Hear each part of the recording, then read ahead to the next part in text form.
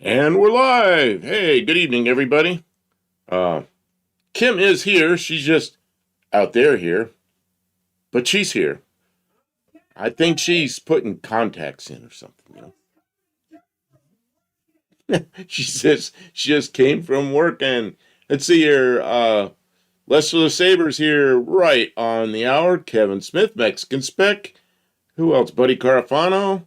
Man, all those are right on time. Let's see if I can back this up a bit. See well, because it's already going along. Oh, that Mustang. They're talking about that Mustang. Man, I wanted that Mustang, but I had to.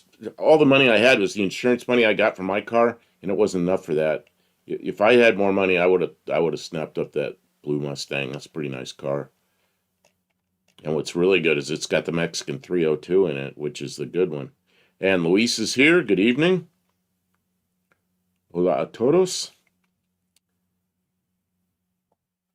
Let's see what's going on. And JB from Southern Texas, sent this picture in, and I really like these pictures he sends of the old dealerships. And this one I think is in, I think this is in somewhere in Northern California. Plymouth Chrysler Imperial dealer. Remember Imperial dealers? And then down below, I'll scroll it up in a minute. There's a bunch of used cars there too. And Faith's here. Good evening. And Faith, I downloaded some pictures that you sent. I'll get to those. What else is here? Yeah, and I was reading earlier that Kevin's driving around in an electric vehicle that has a remote control even, and he says he hopes it doesn't Tesla on him. Yeah, little pictures of fire. Oh man, Mexican Spec says, "Can you drive a stick these days?" I can drive a stick. And Vintage is here. Tanner, how you doing? I'm working today and just decided to pick up the banjo for some practice. Ah, I see. Oh man, I got some ambulance pictures too. I'm gonna show those, but I'm probably not gonna jump right to it. They're not like modern day ambulances. They're like 1960s ambulances. I should put one of them up there. While I'm waiting for Kim, I'll start showing ambulance pictures. Let me see what I've got here. I gotta find them. From 1967. Oh, Kim's screaming at me. Are they from 1967? All but one of them. Oh, and Kevin said he sent pictures of his power chair. Okay, I'll get to those. Blue Grit says, my newest Mustang is a 73. I had an 81 T-top, and the newest Mustang I owned was an 87 Notch, unless you count my 89 SHO as a four-door Mustang. That's driving the wheels on the wrong end, but those are fun cars. 87 Notch. You see, I really like the notchbacks better than the what do you call them? The hatchbacks. Let me see if I can find that. I got a picture here I want Mexican Spec to see. Because I was watching something and this popped up, and I own it. It won't get big. Oh, now it got bigger. So Mexican Spec, I know it's a 53 Chevy, but who built that? Or is that older than the vintage you like?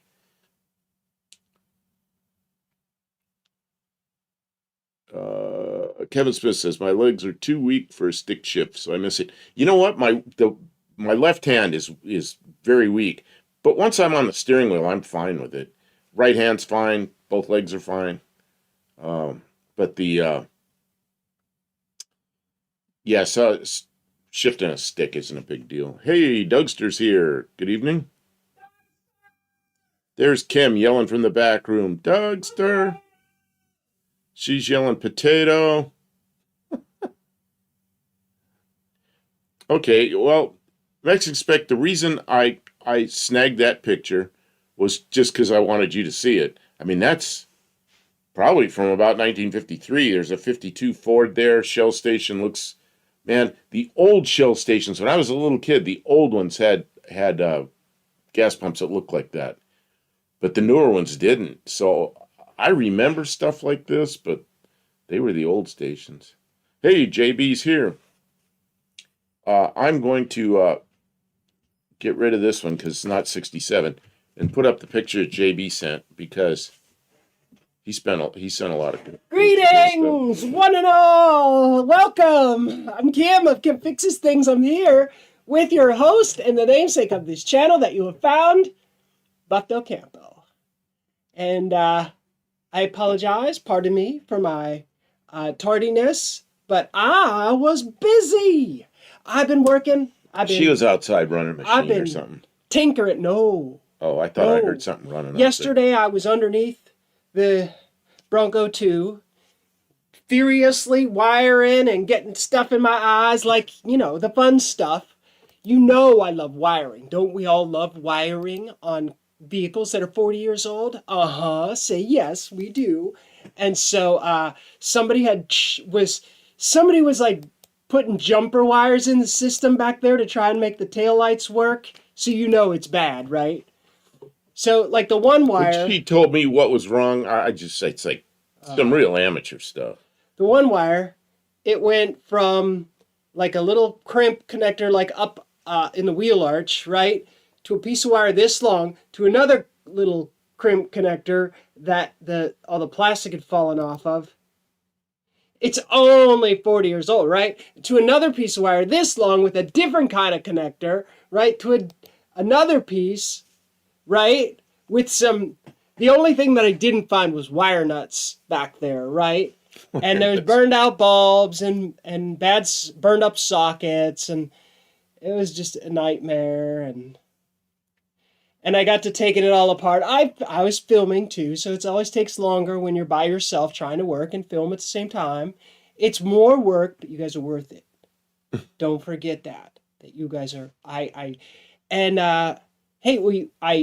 smashed together everything that we had, like in the pipe from last week. I just ditched a bunch of stuff and I just put a couple of the best garbage together. Our trip to the dump, the mini bike, the Subaru, just a bunch of junk, and we put that video up. It's doing really well. It's doing really well for a garbage vlog video. I hope you guys enjoyed that. But then the next video in the pipe is us going down for Dallas Brown's birthday party gathering and last weekend, and that was a lot of fun. It was exhausting all day on our feet and driving to and from, but it was I'm really glad we got to go. That was a lot of fun. Good people. Professor P was there with his son. His son's name Cash. Cash was super cool. Cash was on the stream like all day, and when he wasn't on the stream, he was helping Dylan. He was helping Dylan fit tubing, yeah. Yeah, and when he wasn't helping Dylan, her name is what? Come on. Dylan's wife. You're not married. Oh. Her name is Brooke. Brooke. I don't not know her name. I'm trying to put it together. Anyways, Brooke was on the pedal. She was running the pedal for I've never seen anybody do that because I need to when I used to do a lot of TIG welding, I had to control that pedal because you got to get it where you want it. He's inside welding a cage and she's outside with the pedal on the floor, controlling the TIG machine, and there were some good looking welds.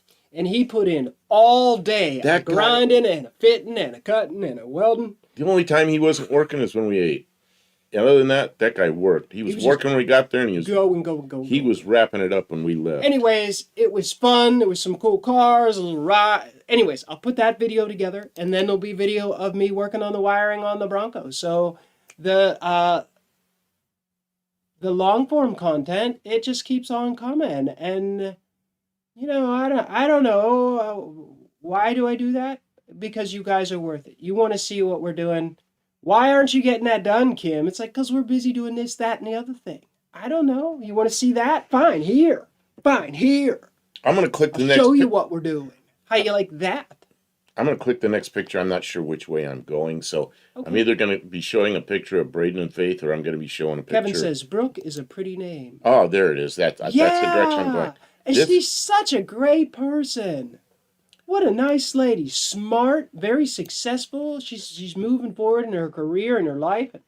And they're a hardworking young couple and so supportive of Dylan to let him do all that racing and stuff like that. Cool stuff. This is Kevin Smith just sent this. This is new chair. Riding around, taking his dog for a walk. Dougster says, I'll bet Dylan lays down flipping dime rolls, probably welder porn. You know what? He does know how to put it, like, it's pretty impressive. He knows his tools. And, you know, even on old rusty metal, he's putting down quality stuff. So, which is what you Where want did you see him? in your safety I equipment. didn't see him doing anything on rusty metal. Well, he had to make mounting plates to the floorboards. You know what he did? He went in there and ground all that rust off there. Yeah. I was there That's what watching I'm it. saying. Yeah. And you know, a lot of your final result is in your prep, and he didn't skimp on the prep either.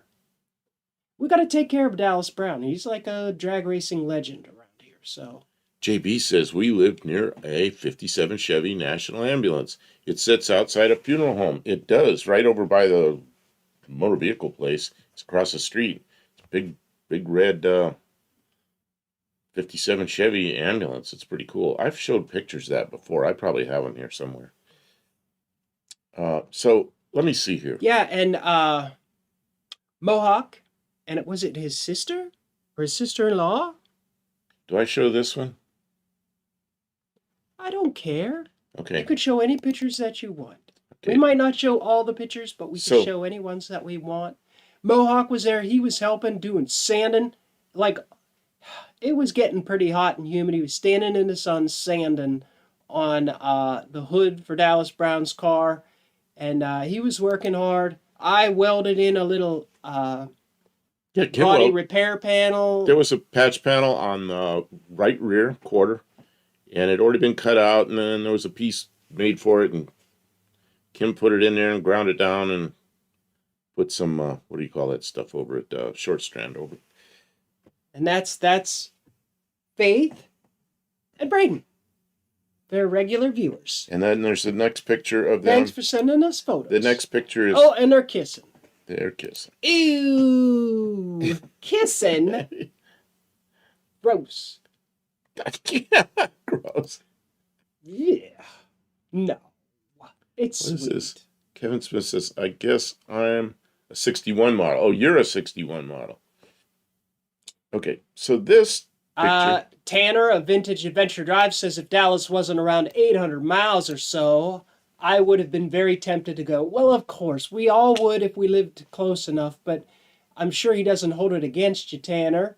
We do what we can, and, you know, you're working, and, yeah, that's life. But you still have to decide, like you got to go out and see Jamie, and, you know, we all only get so many weekends in our lifetime, in a year, in a lifetime. So make sure wherever you go, that you're enjoying it, you're spending it with people that you value. See, Dougster says, my president is Dallas Brown.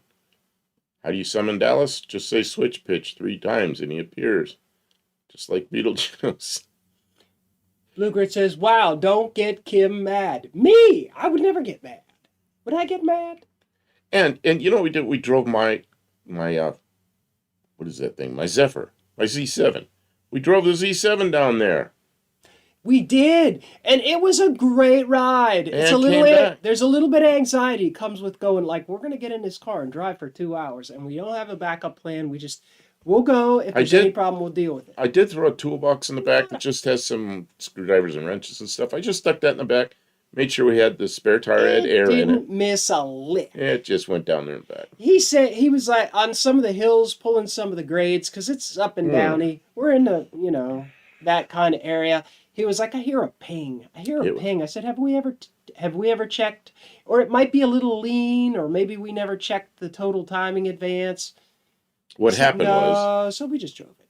It depends. We're wearing good. That thing, if you put fuel in it that's not the best fuel, it pings. And sometimes it doesn't ping, but we put fuel in it, and sure enough, it started pinging going up a long hill. So I just started letting off on it. Coming back, it didn't ping at all. Because, you know, nighttime, I guess. I don't know. And we weren't going as fast. I was pushing a little bit going down there because I felt like we were going to be late. 63 Mercury, Monterey Breezeway. Is there one on that used car lot? Oh, yeah, there is. Mm-hmm. Yep, that's the used car lot in front of the Cooper Motor Company, 1967. But you see things like in that row back there, I see a white 67 Barracuda. Man, can you imagine that? 67, brand new Barracudas. Oh. Kevin Smith says, love my 63 Mercuries. I missed something. Can I go back? You can go back as long as you remember Mark to go Sylvain forward says, again. for the longest time, my town had a 57 Chevy fire truck. It was mint when the department had it. When it went out to the township to water the plants the city puts out in the summer, it rotted. Well, it was probably, I don't know. They take really good care of those trucks when they're in the bays at the fire department, but sometimes they put them out to pasture because that's coming and they know it. Or maybe it just sitting outside didn't do it right. I don't know. Did anybody see Dylan McCool just did a revival on an old Mack fire truck? That was interesting. I enjoyed that. It's going to the museum, so he had to get it started. Let's see.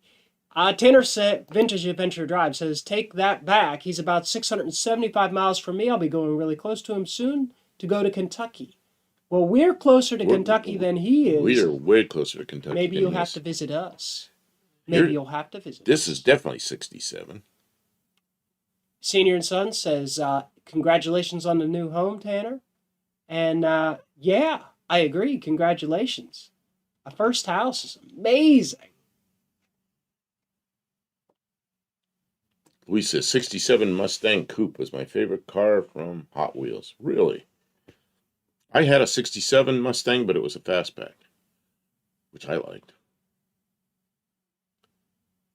Oh, wait a minute. Mexican Spec says Cooper Motor Company, 305 East Main Street, Clinton, South Carolina. Really?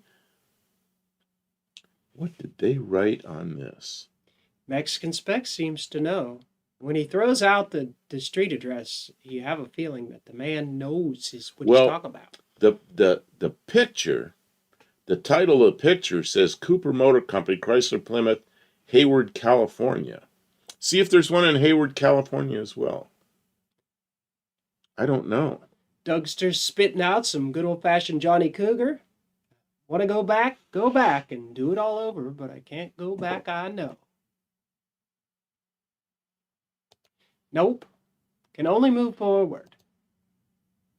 I don't know. What is this? She looks like she's dressed as a mermaid. Barracuda. That's she's dressed as a barracuda. For a 67 Barracuda. That must be a thing in 1967. She's a grandma now. JB says type it in and it comes out of Kim's mouth. No, not always. I don't read everything, but you know. Oh, look at the cutaway car. A cutaway. That's 67 Camaro. I had one of those. I remember that steering wheel. Man, I got pictures somewhere in my 67 Camaro. Daniel Morrissey's here. Good evening.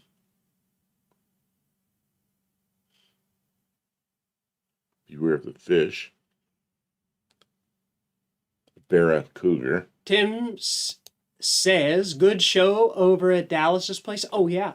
We live streamed for a good, It was 8 hours. 8 hours. It was 8 hours. I did my best to aim the camera at Dallas and Professor P and whatever was going on. When there was conversation, when they were looking at parts for the car, I kept aiming the camera. They kept walking away from the camera, and that's because they weren't paying attention to the camera. They're trying to get the job they're done. focused on what they were doing. So I kept aiming, and they've got their backs to the camera, and I can't get around them because I've got cords and stuff. But that, it felt just like at home in the shop, trying to move the camera around so you could see. You guys are worth it. It was extra work.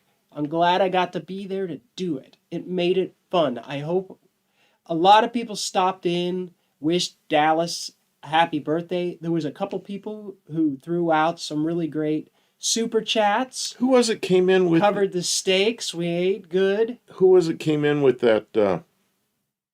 With what? The Buick, the mid-sized Buick with the 455 in it. You know, I wish I don't know who that was. didn't write that down. He'll be in our little video because I did a walk around on his car. Beautiful car. But yeah, a Yeah, it couple was like people a six. stopped It was by like, in person. A lot of people stopped by on the live stream, and I know Dallas enjoyed that. So thanks to everybody who popped in and said hello. so wait a minute. Mexican Spec says that is the front end my ambulance had. What, the '67 Pontiac? I got a picture he'll like. Vintage says it looks like the closest point to you will be where 24 and 69 intersect. Where's 69? I don't know where 69 is.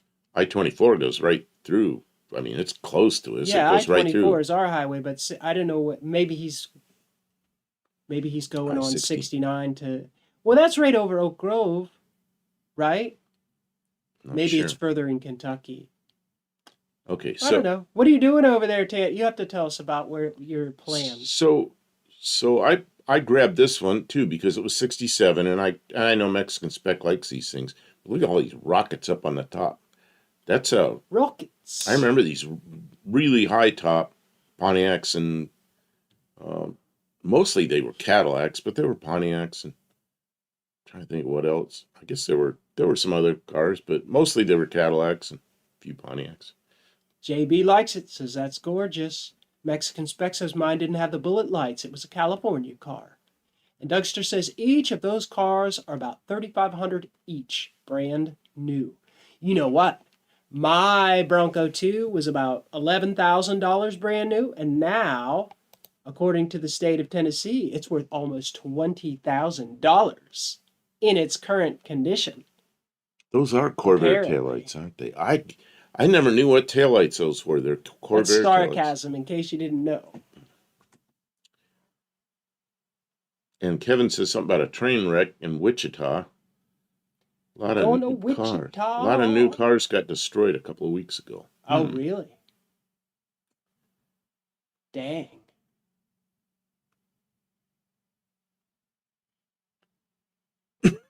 The fake 8 lug hubcaps.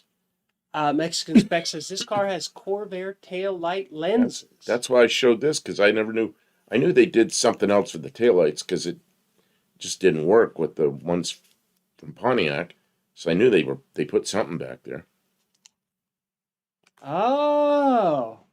Tanner says he's going to the northeastern part of Kentucky. I'm going to see the boys from Backwoods Performance to buy a 4-speed for the race Scamp.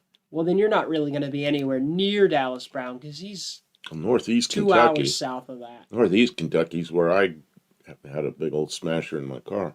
No, that was Northwestern.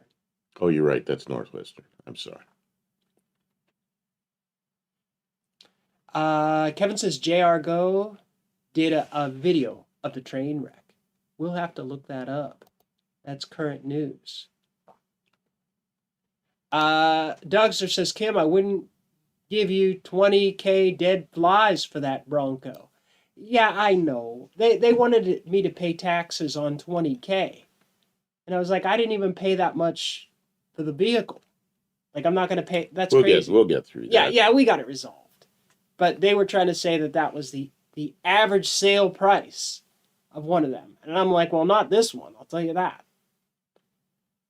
It's fine.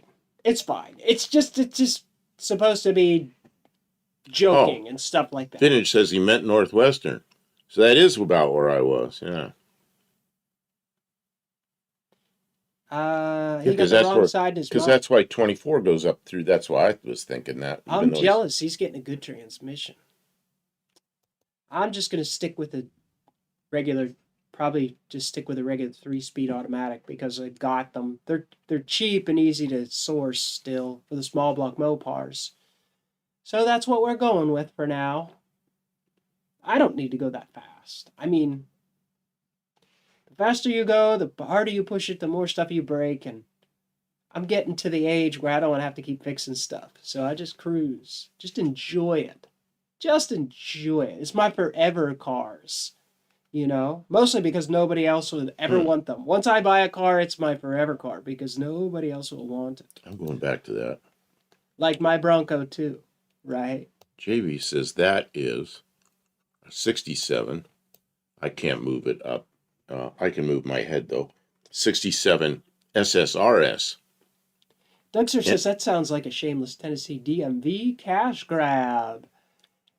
Not really. It's just Anyway, everything. I had a 67 SSRS, but Pace mine was not a convertible. But anyway, that I really like that. You know, it's weird. When I was younger, a convertible seemed great, and they were all the convertible cars were more valuable, more expensive. Now, I wouldn't really want a convertible. I think I might want to rent a convertible, but I don't really want one. I want a roof on my car. Is that weird? I had a 66 Convertible Mustang. better? I had a 66 Mustang convertible, and I enjoyed it. I drove it one time with the top, had to put the top up because it started drizzling rain. But I was in Central California, and it was weather's pretty nice there. The top looked kind of ragged, so as soon as I'd go out there, I'd put the top down so nobody could see it. Driving around. Kevin says that caddy's cool. They can deliver those to my driveway. I don't even mind it that it's a 4-door. I even like the truck.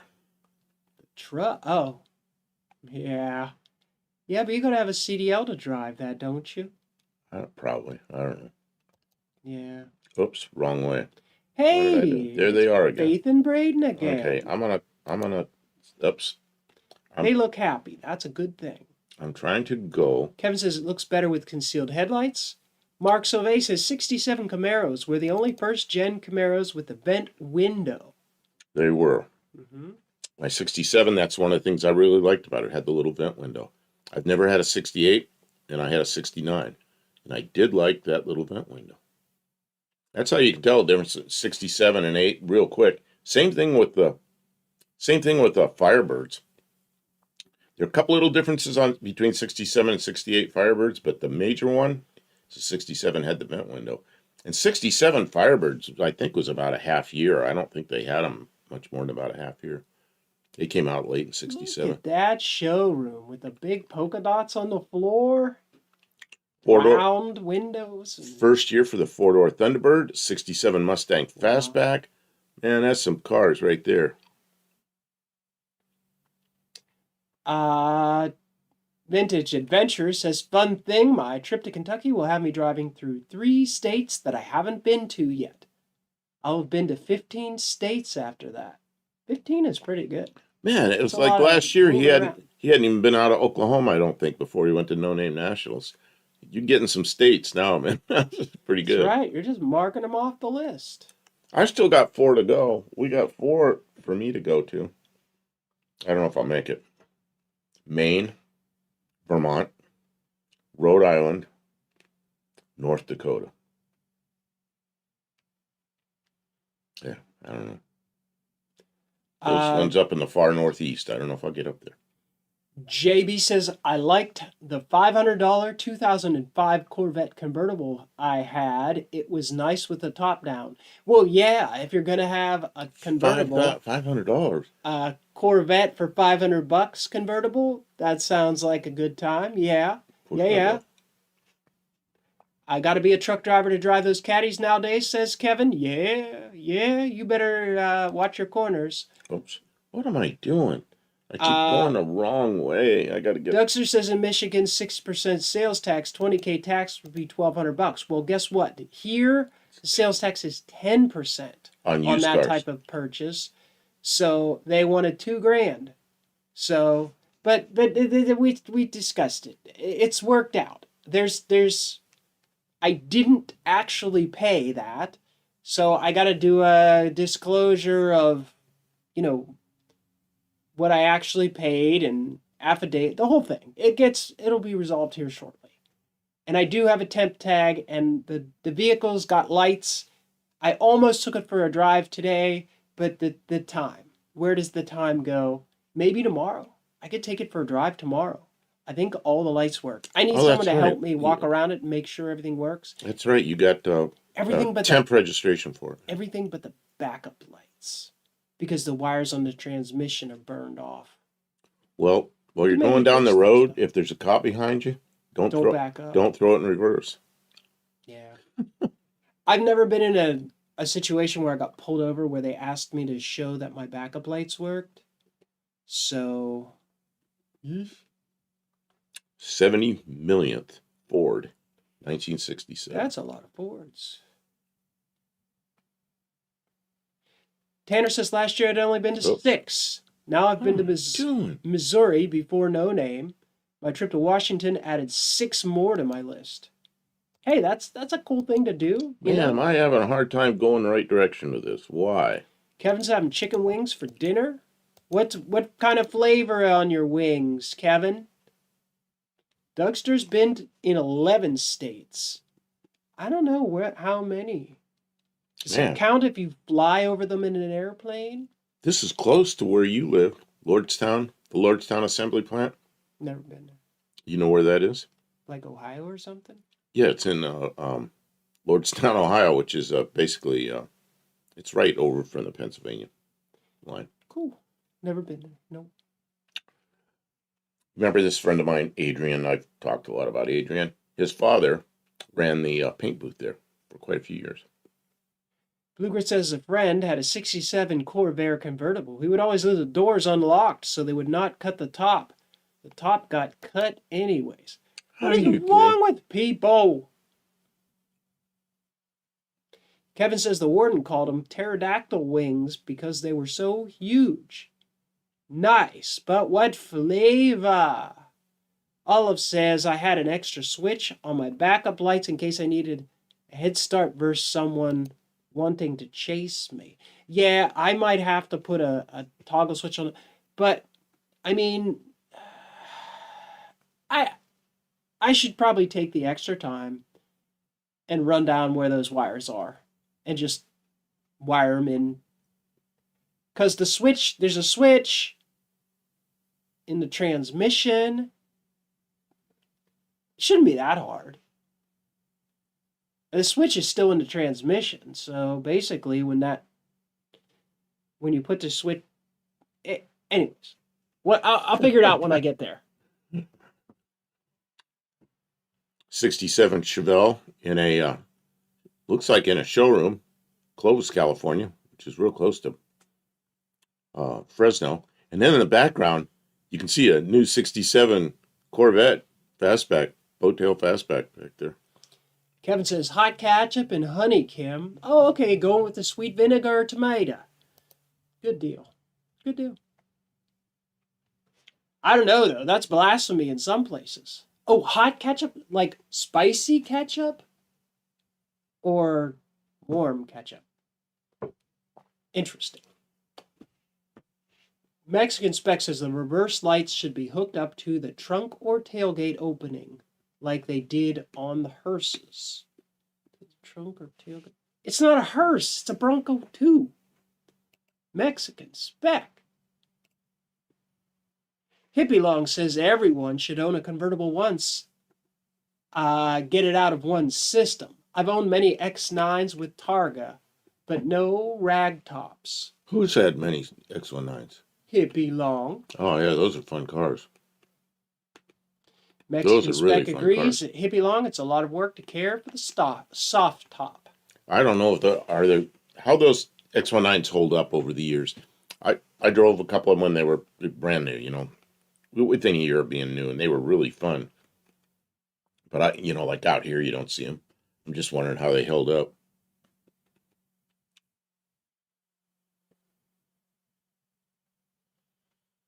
Dougster doesn't like convertibles either. I mean, I don't hate it, but I wouldn't prefer it. You know, like I wouldn't turn it away if somebody was going to give me a really good, screaming good deal on a convertible. I would enjoy the heck out of it, but I don't go looking for them. Honestly, I do kind of like convertible. I like a lot of 67s.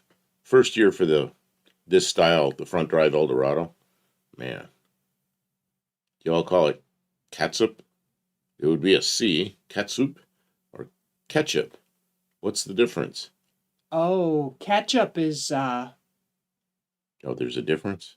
I don't know. Ketchup is what it is. I thought catsup was some kind of, like, generic sort of... I don't know. Is it the difference between ice cream and parfait, where it has to be a certain amount of tomato fat for it to be real ketchup. I don't know. Mexican Spec wants me to show the back of the ambulance again. Okay, Mexican Spec says his point Because was I showed it before when he said it was Corvair taillights. I showed it, but maybe he was busy or something. his point is that people need light at night for unloading. Yeah, but that's a loading light. That's different than backup lights. Backup lights for when the car is in reverse, that's a signal to other drivers that you are moving, because you're supposed to have white lights in the direction that the vehicle is moving. I think Mexican Spec missed this whole section here where I explained these were Corvair lights and everything, but now I'm showing him again. He's saying those are Corvair Those are lights. Corvair lights. I did a whole. We said this. I did a whole segment on that Mexican Spec. Okay. Sometimes I give him a hard time because he repeats himself, and now here we are doing it. Blue Grit says always need beach towels when you have a convertible with black seats. Oh yeah. Oh my gosh, the burning. Yeah.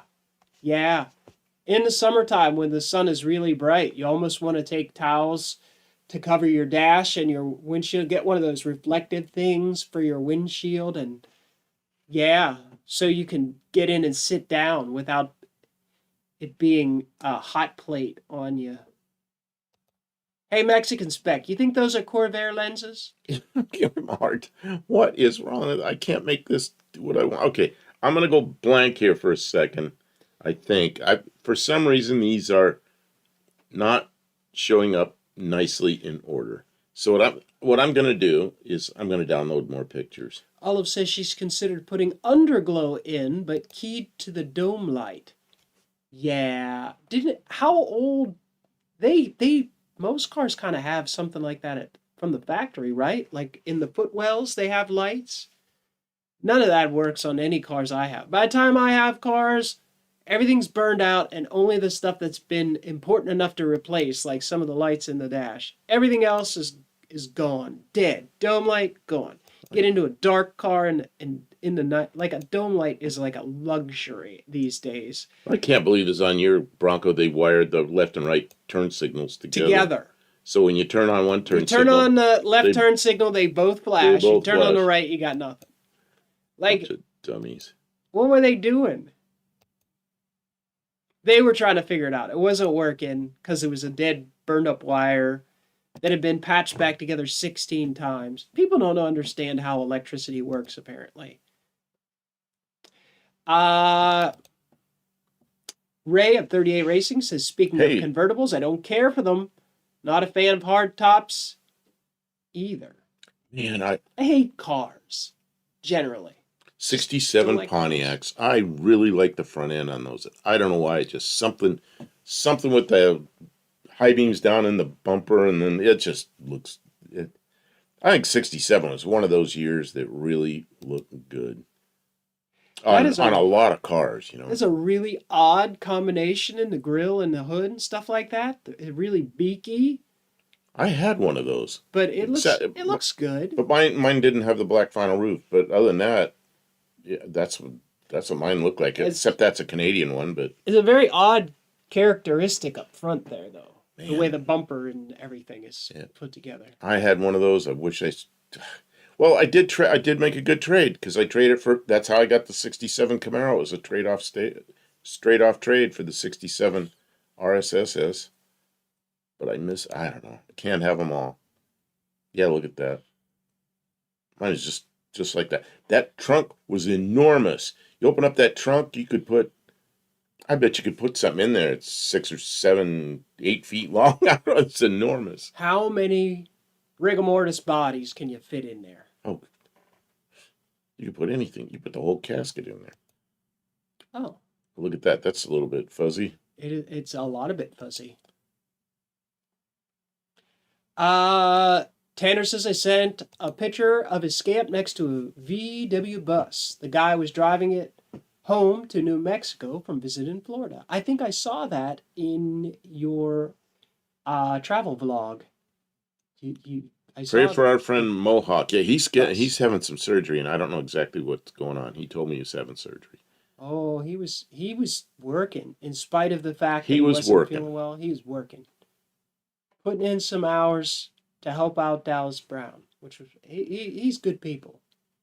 Yes. Yeah, any Thunderbird The 19... minimum you could do is say a prayer for our friend Mohawk. Thunderbird 1968 says, any of you family probably familiar with the Acadian? Yes, but, you know, we don't see many of them. But yes, I know what they are. And they kind of look like Chevelles, don't they? Okay, look at this. I guess I'll look it up. Somebody, yeah, maybe you can Was that find a 67 model car? Yeah, look up 67 Acadian. Okay. And, yeah, we'll try that. We'll try the 1967s. Ooh, I wonder if this will even work right now. How do you Doug spell it? says, I prefer the 65, 66 Pontiac full-size nose. Yeah, my I don't know why. Mine, the 67 was my favorite. And this one's somebody put a steering wheel on it. No. Is that it there? Okay, guys, it's gonna go black for just a second. Don't be afraid. Don't panic. Don't panic. Don't I got panic. this figured out. I just gotta click to which. You gotta make There it it goes. work. Here it comes. Bam! There it goes. Which one do we like? Well, there's Acadian. That's the Nova. That's what it's like. There's But see, but it's sold. But it was sold through Pontiac dealers. So probably different grill and stuff like that. But I think, did they have Chevy engines or did they have Pontiac engines? I think they were. Oh, it says 383 powered, so that's like a big 350. JB says the Acadian was the Nova lookalike, and the Beaumont. That's what I was was thinking the of. Chevelle lookalike. The Beaumont. When I said the Chevelle, that's what I meant was the Beaumont, but I couldn't remember that. Yeah, the Acadian was this one. And Tanner says that was a different VW. I spotted this one at the local Walmart on Thursday. Cool. Well, Slimo's here, and I saw emails come in from Slimo. I haven't got to it yet, but I will. Dougster says probably 25. Regular Mafia car. No. 25? Do you know how much 25? That's a lot of dead weight is what I'm saying. A couple 100 pounds a piece. Man, that's a lot to clean up. Slimo says, I don't see many convertibles in Australia because of getting sunburnt neck. You don't see many here anymore either. That was a thing in the 60s, I think, more than any other time. Well, now everybody's looking at their telephone. I'm going to make my Bronco 2 convertible with AI. Okay, can we switch back to my... No. Not going We're to going to look at this Acadian. for a while. There was the Acadian version of the Chevette. They came in 4-door versions. Looks like a 4-door Chevette. I almost bought one once. I'll be darned. That would have not been in 67, though.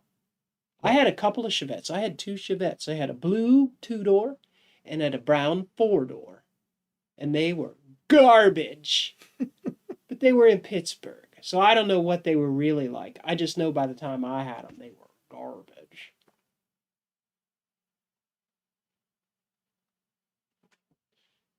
Look at this, Kim. My neighbor's Monte Carlo has similar turn signal problem. The wrong style bulb was forced into the left front turn signal.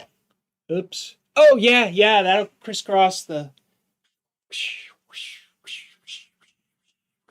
Well, yours has. Hey, they're working now. I think the left side is kind of dim, so it might be a ground issue. So I might have to pull it back out. And then the reverse light on the passenger side, there was no bulb in it, and I looked in the socket, and it's like bad. It's really bad. And I was like, well, luckily I have another set of these, because the wiring that I took out of the bed of the Ranger when we cut it up has the same Ford things. So I looked in there, and the first one I looked at, it was burned up. And then the second one I looked up was also burned up. So I have 3 burned up. Luckily, I have 1 good socket. And I don't know. I might just put some LEDs in that area so that I know they're going to work. And then I'll figure out a way to wire 12 volt to the switch on the transmission. So when you put it in reverse, it makes the lights come on. That's simple, right? Just put that on a fuse in case something gets shorted. And Ravi's, I want to say hi to Ravi while you're talking. I don't know hey, Ravi, welcome to the stream. familiar. Ravi's coming all the way from India. India, he's like halfway around the world. That's a long ways. Thanks for stopping in, Robbie. Wow, that looks very sporty. They got the headers sticking right outside of the fender. Fender well headers. I'm going to. Kevin says, I don't need no stinking side markers. Yes, you do, Kevin. Yes, you do. Got a lot of emails tonight. The last thing I need is imperial interference, right? Like, I'm already gonna be very conspicuous being out there in this old heap with rust holes in it and stuff like that. And like, I put exhaust on it so it's a little quieter, right? And I painted, it's all painted the same color, you know? And I make sure the lights work, and like this way when they pull me over, they have to work at it. They have to be trying to think of an excuse to harass me. Not that they would, because the police here are very nice. Very friendly. So this is from Bruce Culchin. Is that a Ford Ranchero of some It's sort? a Ranchero, although it's not a 67. It's a Ranchero. Ranchero. 68. Mexican spec says, wrong year. There's the 67. Point deduction. Oh, okay, there it is. You're good. You're good. What is the purpose of the big scoop on the hood? The big scoop on the hood makes room to cover the Whatever's in there. there's probably a centrifugal blower or big carburetors or something. Or tall stacks, and they put that big lump on the thing so that rain doesn't go down in there when you're parked. And so the air will flow over it nicely. Do we have any pictures of Dylan's car? I don't think we do. Dylan last year had a nice new fiberglass thing over his hood. Oh, I can't wait to see it. Mexican Spec says we are in 67 right now, Kim, which means no side marker lights. Oh, okay. Okay. Private sign, do not read. That's from Australia, I think. Private sign, do not read. That's a good sign. You know what? Okay. You know, in Australia, they drive on the wrong side, but they write the right direction. They don't write backwards. That's real helpful. That should be our t-shirt. It should say private shirt, do not read. That's a if ever there has been a thing that save that picture. Somebody was saying that it Kevin Smith says he needs exhaust and it's going to cost him an arm and a leg. I'm sorry. Yeah, it's Kevin. Got to replace the exhaust on my 95 Oldsmobile wagon. That's going to hurt. So this is a 67 Holden Ute. It's a Holden, not a Chevelle. Holden is, it's like Chevrolet in Australia. It's Ray. You don't have to talk to him like he's a child. Just It's Ray, 38 Racing. What about him? He was just guessing Chevelle, but you can explain. Oh, I see it. Oh, I didn't even see that. You can explain it to him in like. Oh, yeah. You don't have to dance around it. It's like Holden. Holden is just General Motors car in Australia, and they were. Look at that. Again, the short doors. Hippie Long says reverse lights are required to be automatically engaged. Yeah, that's why the whole wiring through the switch on the transmission is probably the best way to go anyways, because it's automatic. You can't forget, and it meets that requirement. I don't think you're supposed to do reverse. You can't do... Where is that at, Hippie Long, that they're required? Probably everywhere. That's probably federal. Yeah. But there's no state inspection in Tennessee, so honestly, nobody would... I don't know. Now, if the officer was really on the ball, if they had you pulled over, when you went to pull out, if your lights didn't flash white for a second as you were putting it into drive, they would know they wouldn't work. And then here we go. Turn the lights back on, be like, you don't have reverse lights. Here's your fine. Tanner, what is on the front of that? Ray says you can use the big words with me. Oh, that is so cool. Driving from Florida to Wyoming, you said? Look at that. So cute. What's the top speed on one of those? Like 65? Yeah, the old ones, they barely go about 50, and then they started getting faster. Yeah, 65, 70. I don't know. I remember those old ones. Yeah, foot to the floor, and you about 50, 55 maybe. Like the ones from the 50s, early 60s. But they got faster as time went on. Ask Mexican Spec. He drove one somewhere. JB says the reverse lights on my truck haven't worked since the mid 2000s. Always passed inspection with no problem, but the inspector was an old hot rodder and didn't much care. See, it is a Oh, safety issue because it's a warning to other drivers that you're gonna move in reverse. So Lu- like, I just assume have it working. You Luis know? Luis is asking if that's a Dart. It's a Scamp. It's a Plymouth Scamp, which is the same body as a Dart, and that's Tanner's, which is Tanner, I'm gonna vintage. abduct that car from you. I really like it. I really like it. It's pretty good. Got a trailer on the back and a tow bar up front. Oh That one's a yeah, I see that. 71. It's got a tow bar on the I front. thought they'd look like a Black Widow spider on the front. I had to You know zoom in what? Then I had to boom in they to can zoom put in to the see what it tow was. bar down, link onto something, and then hook a trailer back behind it, and just like have like a double going. Mexican Spec says when the speed limit was 55, you still wouldn't get a speeding ticket. Yeah, I heard that there is a set of like extra reduction gears, like portals with reduction gears in the back of them. So, your limiting factor is the RPMs that you can make power with in the motor. So, This is one sent in by Buddy Carfano, oh yeah, we but got it's this an last week. yeah, but but I decided to put it up anyway because we just didn't get to it, and it's a that was in the U.S. for sale, and they sold it here, but it's a Australian with the Hemi. Dr. Art is here. Welcome in, Dr. Art. Guys, make sure you're subscribed to Dr. Art's Hot Rod Rehab.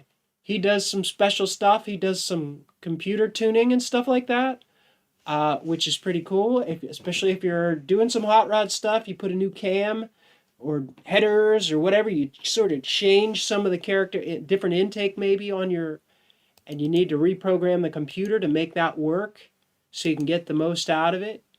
Um, You see what JB Dr. Art says there? knows how to do that stuff. He's a smart See what guy. JB says there? What did JB? There was a pretty solid scamp for sale here recently for about $2,500. I was tempted, but not in a position to buy it. JB, when he says something's pretty good, he means it. I got my car because he found it and he said it was pretty good, and I ended up going and getting it. And There are a lot of cars on the market right now. The economy is strained. There's a lot oh, of people who are a little bit on it. Maybe they lost their job, or maybe they're not sure if they're going to have a steady employment, or maybe they have some extra bills this year. And a lot of project cars are coming onto the market that I haven't seen that I ever remember. Maybe it's because of the area that I'm in. There's more older cars, but I see stuff and I'm like, man, if that would have been, if that would have come up for sale three oh, years ago, it would have been gone within the hour. And then but it sits for sale for a couple of days, couple of weeks, or doesn't sell at all, or they have to drop the price to sell it. But who knows what comes next? Vintage is asking where JB is. He's not too far from you. Well, Texas is big, so he's in Texas, which is just south of you. But he's like, when you go across Texas, it always takes a while Tanner, because you it's don't need large. more cars. Careful, you get yourself Oh, overwhelmed. he'll get a couple of. He got a house now. He can have more He'll get scamps. overwhelmed. Who does he think he is? DD Speed Shop? And DV Speed Shop, he rents spaces to put cars. Tanner says there's a guy selling a 74 Scamp just up in Kansas. I've seen it in person. It's not the cleanest, but it's all there. I know. I've got a 66 Dodge Dart.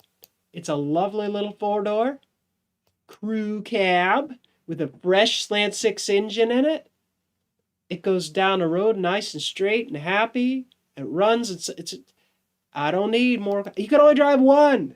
You can only drive one. But what's killing us is registration, Insurance. inspection. Yeah, registration, insurance, tires, brakes. You got to move them around. You got to keep them moving around. If they sit too long, you know. An ad went right across. You told him you didn't need more cars. Yeah, I'll bet.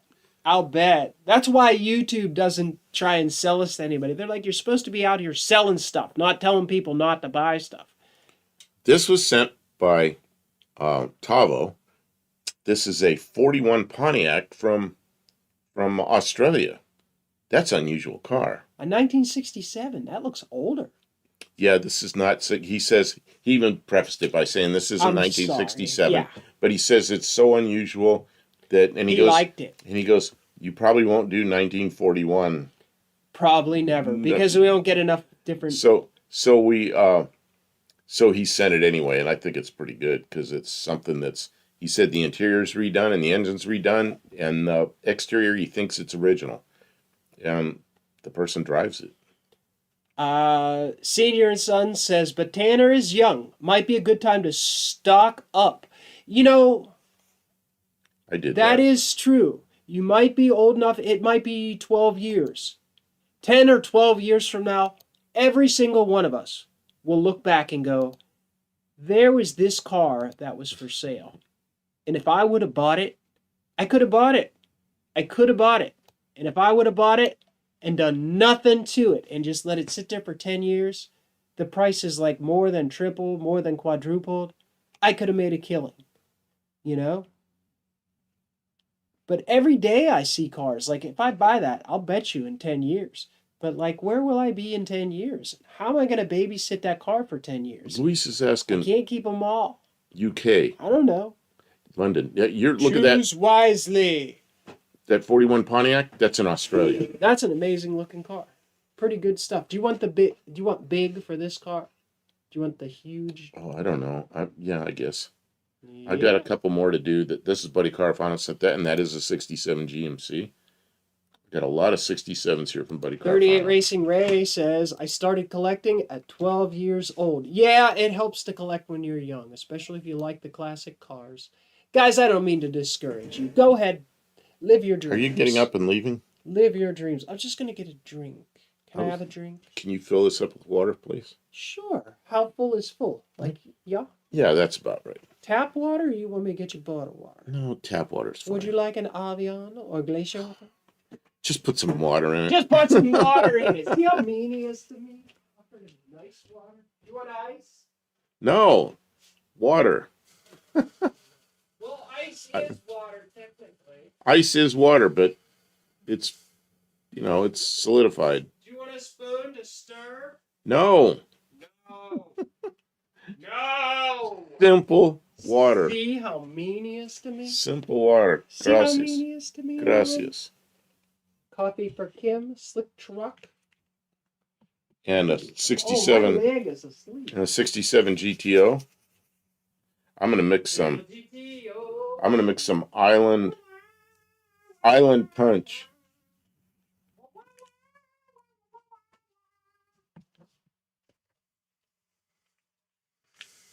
She's full of energy.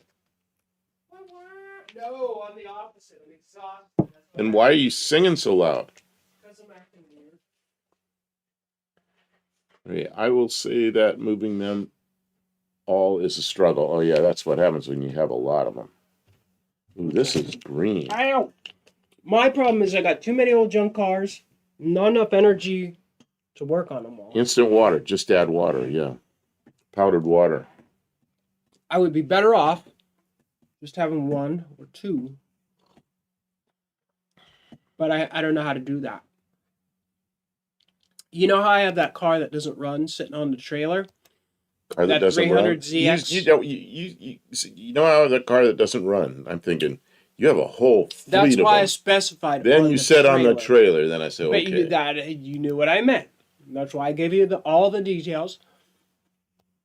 Oh.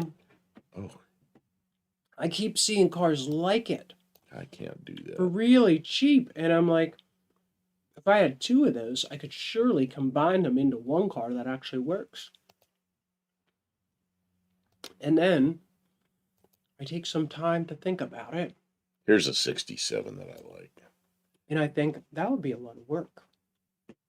Probably take a lot of time and some money. And when I was done, because I know my level of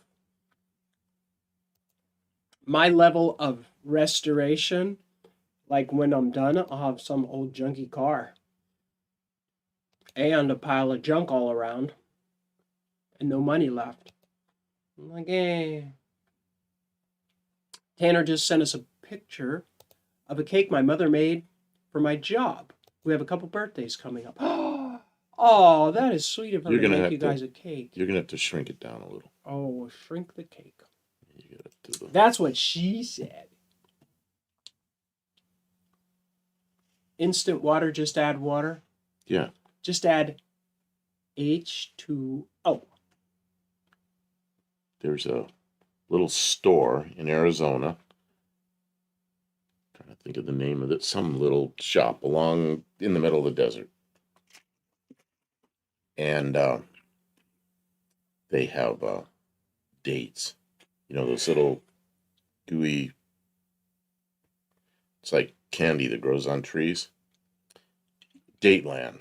That's the name of the place. Dateland. So they got all these dates. But they now also have a little shop there where you can buy stupid stuff. And they have canned water there. They have canned water there. Canned water? They have rattlesnake eggs or something. And they have all kind of stupid stuff you can buy. Real rattlesnake eggs? Or no, just it's something that they call garbage. Yeah, it's silliness. Painted rocks. One of the things is canned water. Okay. A lot of the cars that I have run.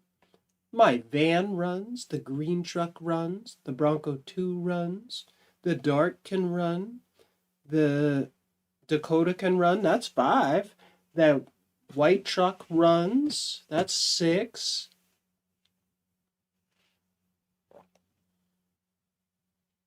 That's it. How many cars do you have that run? I have 6 running vehicles. Well, I don't have that many vehicles. I have a van that runs. That's because I fixed it again. The exception of the van is we've probably taken the battery out of it again. So the van. Well, I mean, if you're going to count batteries, none of them run. The Jeep. The thing I keep calling Futura. It's not. Well, I helped you fix the Jeep. It's a Zephyr.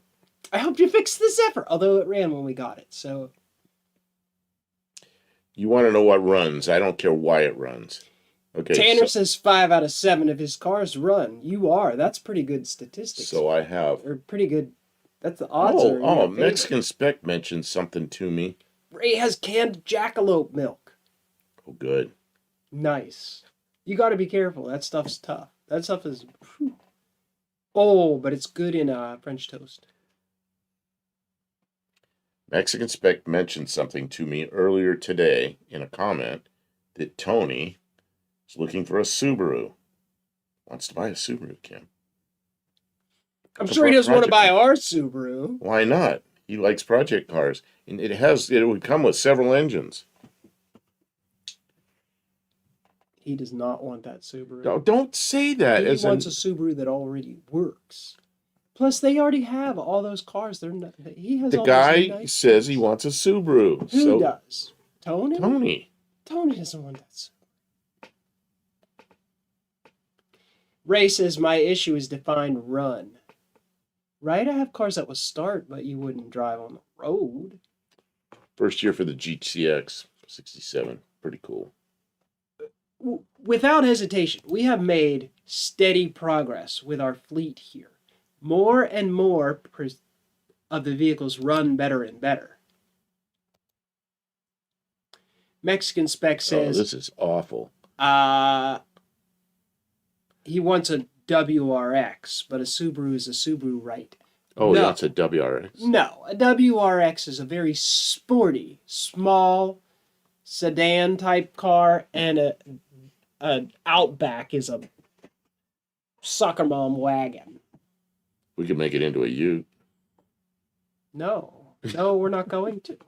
This is awful. The This first looks thing like we need is a motor that runs. Buddy Carfano. I think he sent it. This looks like AI, but it isn't. I think it's a model that somebody made a 67 Plymouth satellite into a ute.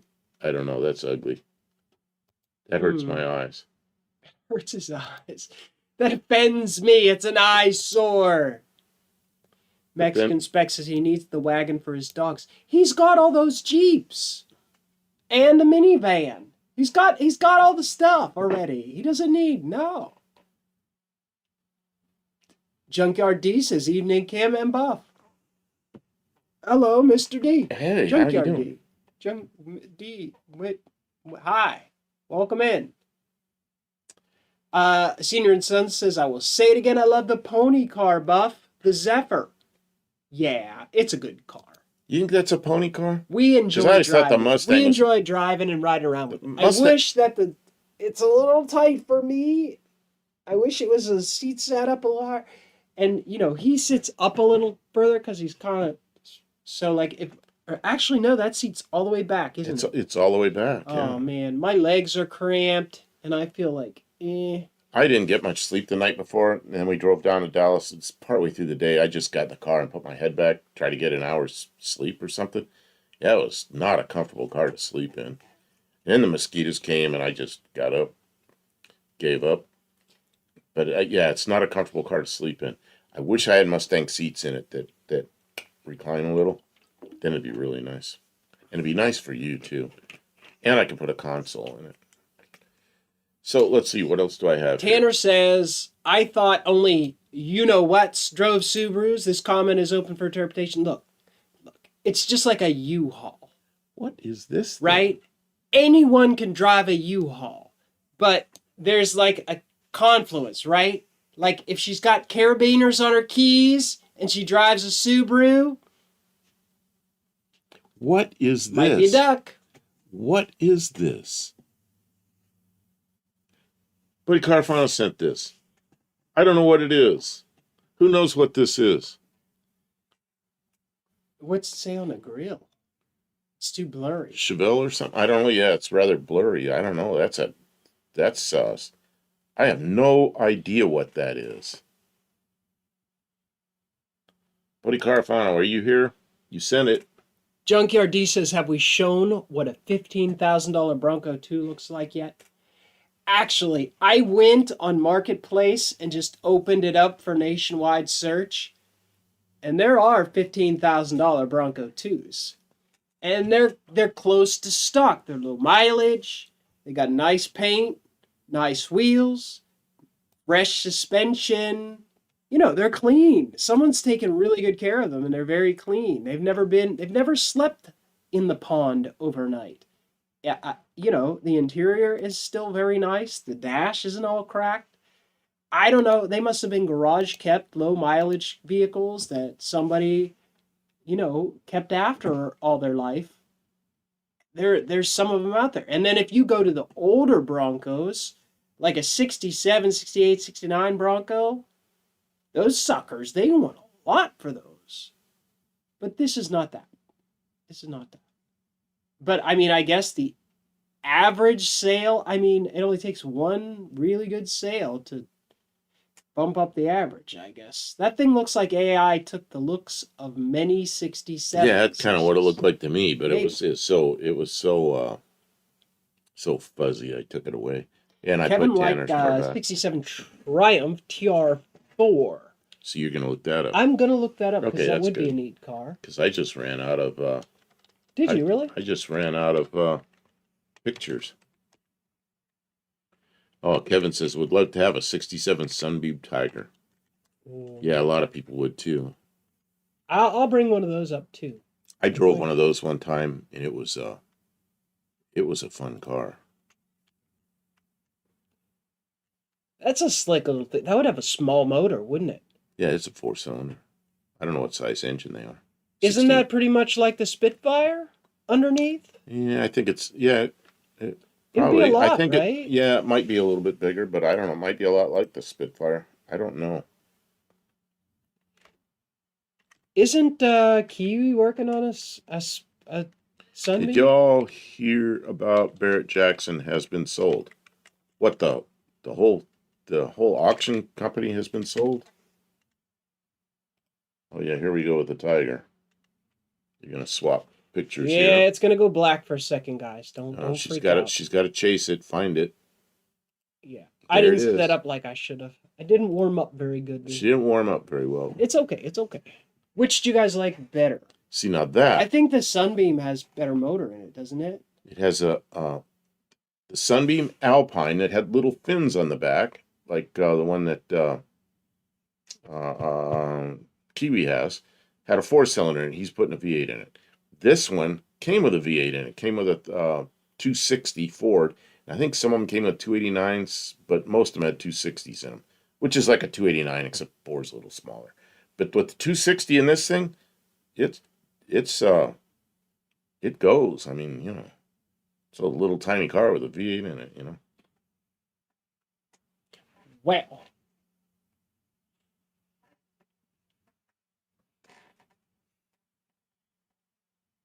So do you like that? Look up the Sunbeam Alpine.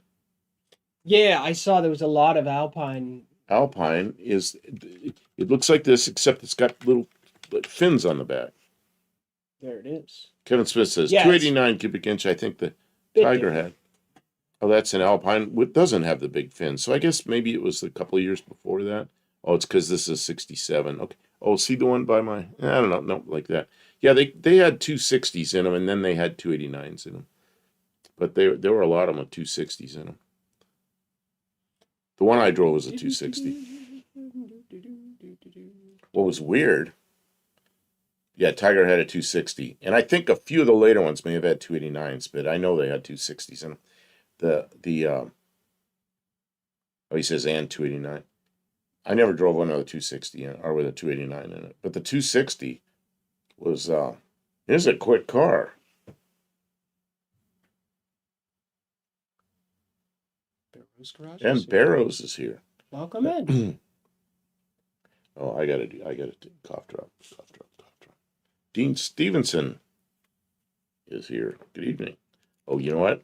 Kiwi I bet must be you done. Kiwi just finished up. I'll bet ya. Welcome in, everyone. If you're coming from Kiwi's stream, I hope you enjoyed. I'm sorry that we have to miss it because we go at the same time, but we forgive you for your tardiness, and we will continue to try and have a good show for you. Although you ran through all the pictures, I ran through all the sure, pictures. you just start But we again. got some more people coming in that can Start over. Do it again. I don't know. want to show the same pictures again. I don't know. We're showing pictures from 1967. I guess I can look more stuff up. Barrow says the little 260 just didn't get any loving. I had a few of them, and they were okay. You can barely tell the difference between a 289 and a 260 when they were just stock in 2-barrel engines. Granddad's Junk says, "G'day, Buff and Kim. I saw Granddad's Junk replacing a fuel pump on his car. That was a good video. Thanks for putting that out for us." Junkyard D says, "I saw a Dodge Dakota convertible out in the wild. I talked to the young man that just inherited from his grandpa. I've never seen one in the flesh. I can't say I've ever seen one either that I can recall in photos, but never in person." It belongs to smaller the V8, the higher the rev. Yeah, both of them, the 260 and 289 had the 2.87-inch stroke. The 260 was a 3.8-inch bore, and the 289 was a 4-inch bore. How do I know that? I don't know. They also had a 221 that was 3.5-inch bore, those didn't go very good at all, but they were nice. They were nice little engine. Nice little, what do you call it? Oh, yeah, like an economy engine. Saw those Welcome in, Todd Saw. in the original Ford Fairlane, well, the original midsize Fairlane, like a 62 or 3 Fairlane. And what was the Mercury called? Mercury Meteor, the little Mercury Meteor. Steve Edwards here. I just sold a Centurion and a Cheetah. Wow. Well, good. Those are radios. Oh, right, Steve Edwards repairs and sells CB radios and other kinds of radios. So he made some sales. That's great. If you guys are looking for someone to repair a radio, or if you're looking for something that has had quality updates or adjustments, get in touch with Steve Edwards. Is his channel Boat Anchor? Boat Anchor CB Repair. Radio. There you go. And he does live. Hippie Long says Kim saw Granddad's junk. Yeah, I watch I watch all the stuff he puts out. I'm showing this stuff and I look up, it's not even there. Oh no, you didn't see your screen. Let me get it. Bruce Culchin sent this in.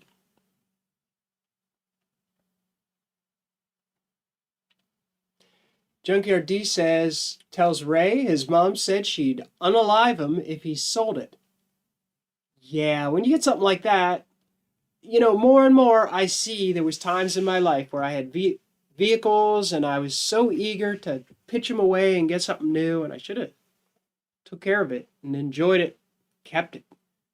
It's harder to do depending on, like, when you're up north in the Rust Belt, nothing stays together. It just goes bad. But down here, man, the living is easier in Tennessee. Todd Saul says, Kim, I have some tree limbs getting awfully close to my roof, looking for an expert tree person. Hey, I'm looking for an expert tree person too. I struggle to pay. Who says that? For an expert. Todd Saul. I struggle to pay for an expert tree person. I got most of that cleaned up though, because I sealed up the pumps a little better in the skid loader. So I was able to, lop off the greenery and set aside the logs and then just push it all out of the way into a pile to dry out. Once it's all dried out, we'll torch those sticks. And I still have a bunch of bushes to clean up and all kinds of stuff. It never ends, but progress. It's progress. That's the best we can do. I get overwhelmed just thinking about all the stuff that needs done. You just chip away at it, and that's how you get things done. One day, one project, one wire connection, I had to solder. I soldered because we don't have any of the good, how we used to have those little solder crimp things where you stick them in there and then you heat them and the solder melts for the wire joining. I'll get to you, Moparquet, I'll get to you. All the way by. Sorry, I was going to say, glad to see that Pa's okay. He fell off fell off the mower. lawnmower? Kim was always worried about me on the lawnmower. I said, I'm not ever going to fall off a mower. Now I'm thinking, I guess you could fall off a mower. I had an uncle. He went out. He was Inspector Bruce is here. I'm sorry, Kim. I'm trying to say hi to everybody. Okay, go ahead. I'm interrupting you. You're fine. Go ahead. I had an uncle, and he went out and push mowed the backyard, sat down at the picnic table, and dropped dead. What? Yeah, he had a heart attack after mowing the grass. So he had a good time mowing the grass, and that was it. I guess. I mean, if you had a way to go, you'd want to go at sitting at your picnic table in your backyard, right? But I don't take it lightly when I say, like, be careful out there. Take it easy. Take it easy. Today doesn't need to be the day. Barrow says, I always liked the original Stingray Vets. Yeah, me too. 67. Yeah, good. 67 side pipes, huh? was the last year for this body style, and pretty nice. And what was really good about these, originally they had four-wheel drums in 63. This had four-wheel discs, 427 Chevy. That's a pretty nice one,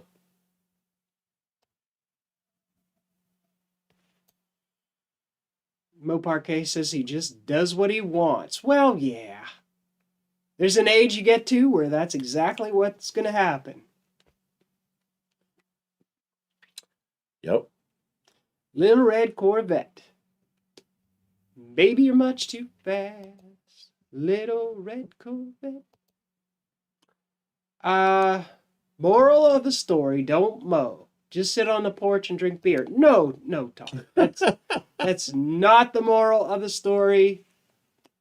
Moparquet says he didn't eat and was drinking sweet tea. Well, what? Okay. Well, I'm sorry that he didn't feel well. I hope he's okay. Well, Falling off a mower, you could really get hurt. she did a short. I think they were in the hospital. Kevin would rather die after sex. Hmm.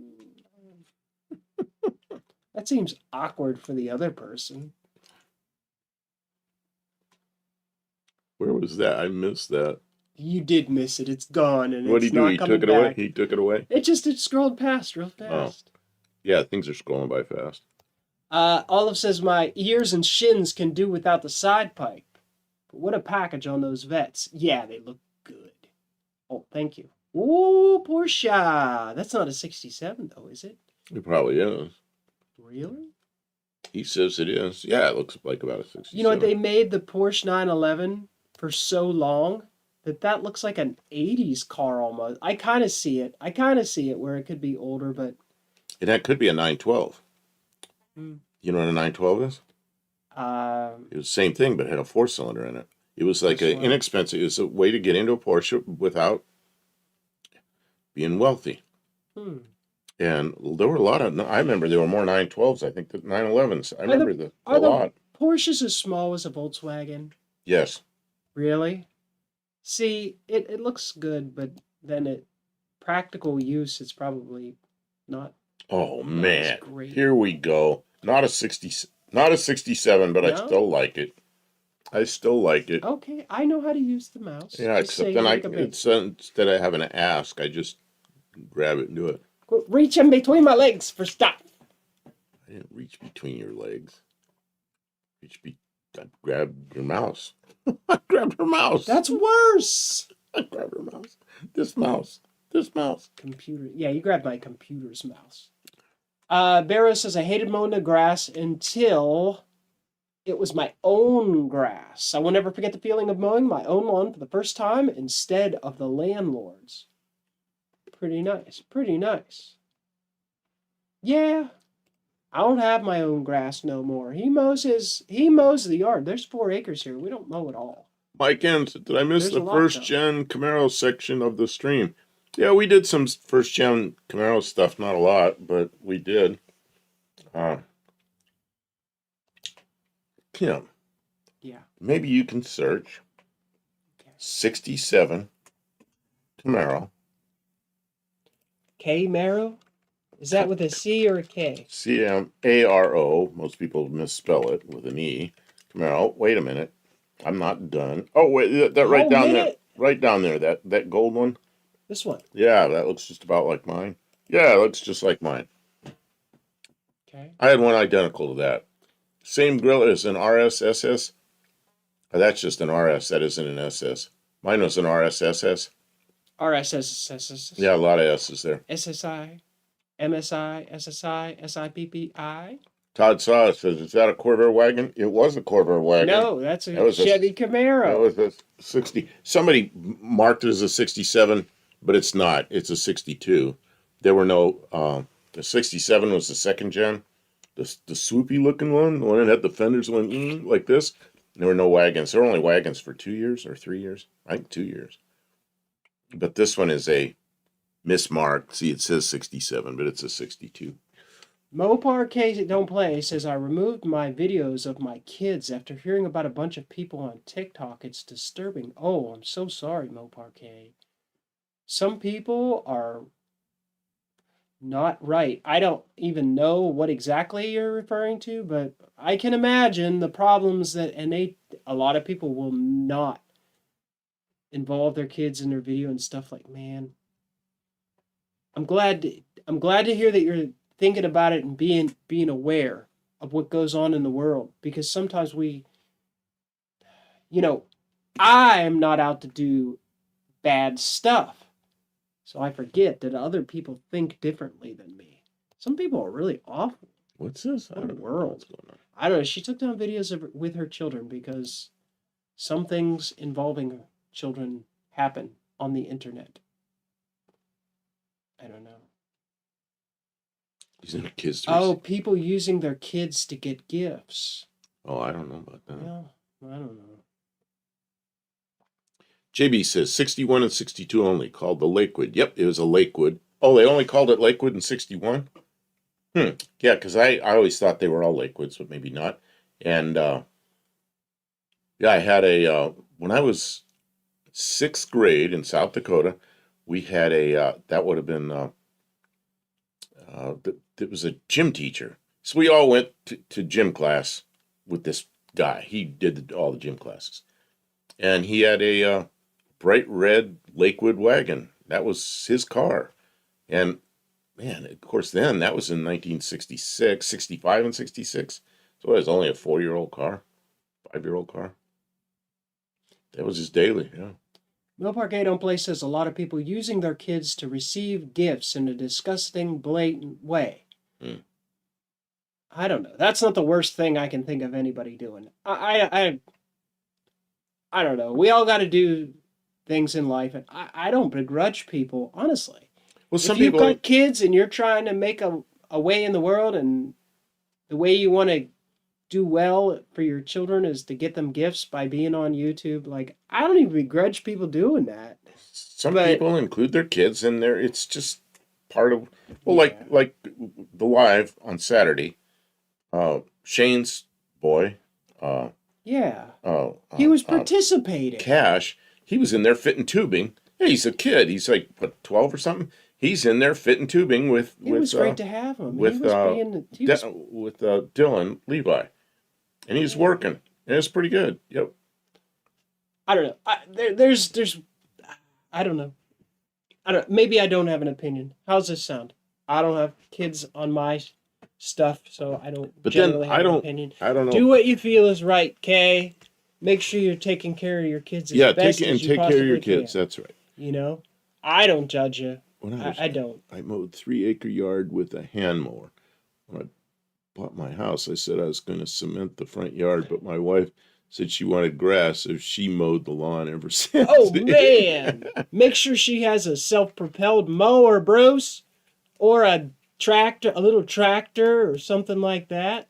I know a guy that had a big lawn, huge lawn, and he bought an old Pinto and built a big old mower deck under it, and he drove that Pinto around, and it had like 3 whirligig blades under it. That was a hell of a mower. Why'd you scroll down? I don't know. There's a lot of people on social media who are beggars, and I don't know. I don't know. If people have money and they want to help people on social media, that's their deal. I don't know. Racer said, Aw.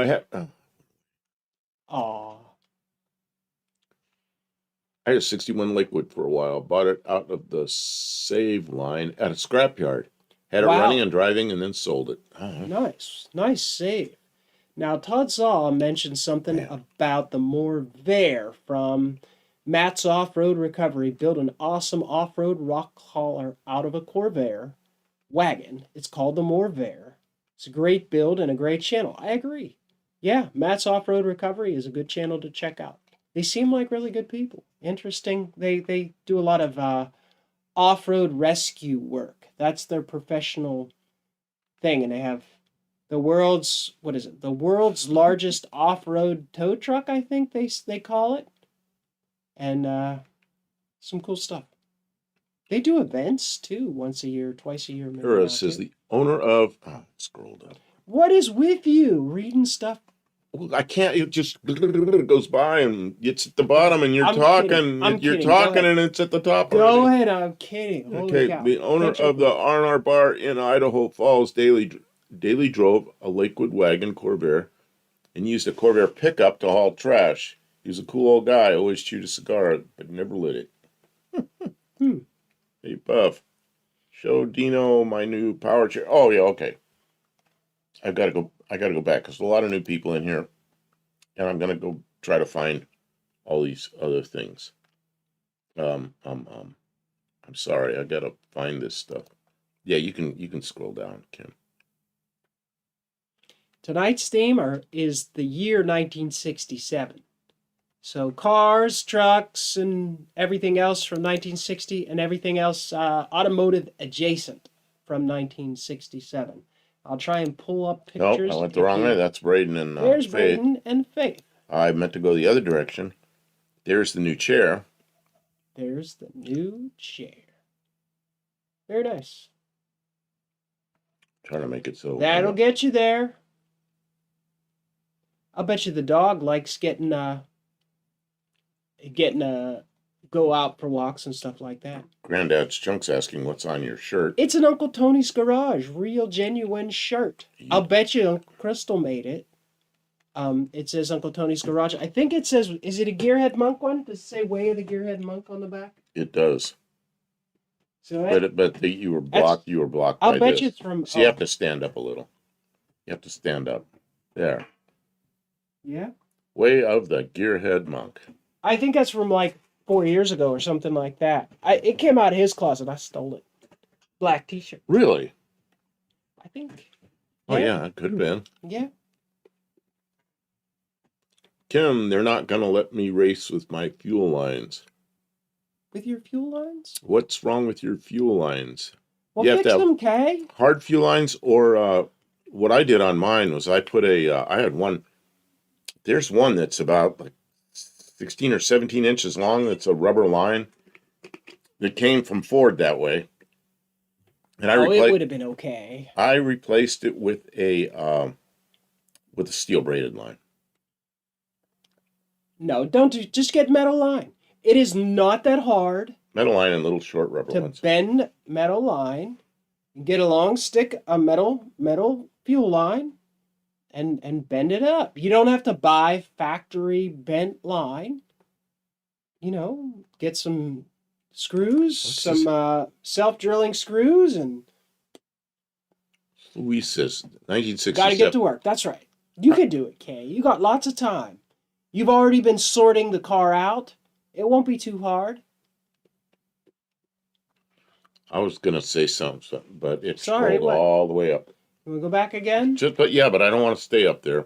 It's okay. Luis says 1967. I remember it was terrible in Venezuela, like 59 years ago. Oh, okay. Scroll the bottom. I was watching. Dean wants to know if the power chair has titanium gears. Mike says I started mine last weekend with an electric push mower. It was too scared to even use the self-propelled feature. I'm not forcing him to use it. That's fair. Ease into it. Junkyard D. The 318 LA engine was introduced in 67. 67? Yep, because it's 66 and earlier had the Poly. 273? And the 273 was an LA engine, but they had the 318 was a Poly. I've got one of those too. I want to build that. I don't know what I want to put it in yet, but I watch UTG with Scott. Cold War Motors. Fun Live. Scotty is a real good guy. Granddad's Junk says that. You watched that, didn't you? Yeah, I was watching that stream. Scott is an interesting guy, and he has been at it a lot longer than I realized. He's got a lot of history on YouTube doing car content. That honestly was a good enough live stream to go back and watch if you missed. Is that Uncle Tony's one with Scott from Cold War Motors. They're both interesting people. You get them on a live stream together, and they're just 2 hours go by like that. Very interesting. And Kevin says, no gears, direct drive, 48 volts DC. Does it do wheelies? Look at that. That's the back wheels. Goes 10 to 15 miles an hour. 15 miles range. But do not feel compelled to answer all of our comments. Oh man, well I see one at the bottom I want to, and it just, it's gone, and it's a big screen, and it's like, wow, did that ever finish fast? It's just hard to keep up sometimes, but that's okay. More comments, the better. Mexican Spec says, Scott said, will it run was him. He invented it. Yeah, I heard him talking about it, and it makes sense, And he explained it. He said they used to have a show, I remember the show, where they would do a bit where they would say, will it blend? And they would have a big blender, and they'd stick stuff, iPhone in there, and will it blend? And they try and chew it up. So Scott says, I thought, well, two of the words will be will it, and like blend, so maybe it will help the algorithm to find me. So he started doing will it run, but then other people started doing it, and he was like, well, I don't want to, people. So He said, go back and look. The videos are still up. It was doing it first. I was like, okay, cool. Kick ass. There's a name He here. started it. I owe him a lot of quarters for every time I took his... You're not allowed to talk anymore. New here. Vilefly, as Mexican Spec says, I don't know if it's Vilefly or Villafly. Which is it? But he's a... Villa would have an A. Okay, he is a regular Mexican Specs. Glad to see you here. Welcome in. Thanks for stopping by. Hope you enjoy yourself a little bit. He's always in Mexican Specs Live. Yep. Yeah, that's the other thing, Mopar K. You can either get a long stick of fuel line or you can get one of those rolls and you roll it out. It doesn't have to be real straight. No one's going to crawl under your car and criticize how straight your installation is. Just, keep it so that it doesn't interfere with anything that's moving or hot down there. Put it sort of where it was originally, you'll do fine. Kay's got it. She's just looking for encouragement. Can you make it scroll again? No, it's broken. Keep stopping it. Gets mad. Yanko Camaro. I like the looks of this big old 67 olds.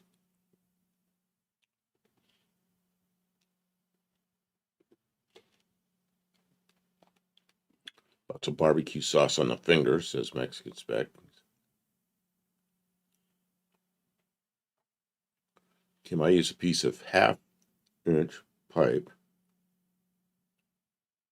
Run the tube through to straighten it. Ray, I've never had to work that hard to do it. I've seen people use straighteners, but it's got to be some pretty tough tube to have to work that hard. It's not hard. Mopar K said I watched Uncle Tony go over a few dudes' cars and there were rubber lines to carb, and they were a no-no. The limit is what, 12 inches total? I think it's 12 inches total of rubber. So you have like little segments all over where you have rubber connections, and that's okay.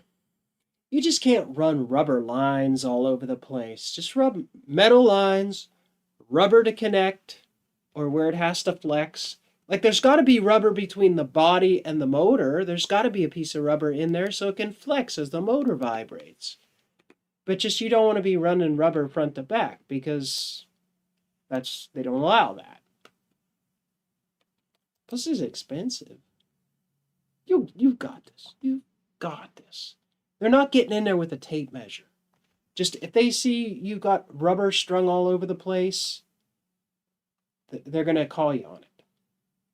But like his car, it was a 10-inch section of rubber line from the factory. Yeah, and they said, we wouldn't call you on that. Or you can use a braided. He told me that on the inspection. He goes, I wouldn't have said anything about that. And I said, well, it was too long. He goes, but it was factory. I wouldn't have said anything. And my car's a 6-cylinder, single barrel. It's not a real fast car. So I think he would have just cut me slack on it. But I knew what the rule was, so I changed it to a steel braided line. I said, Ray says he's opposed to rubber hose under pressure.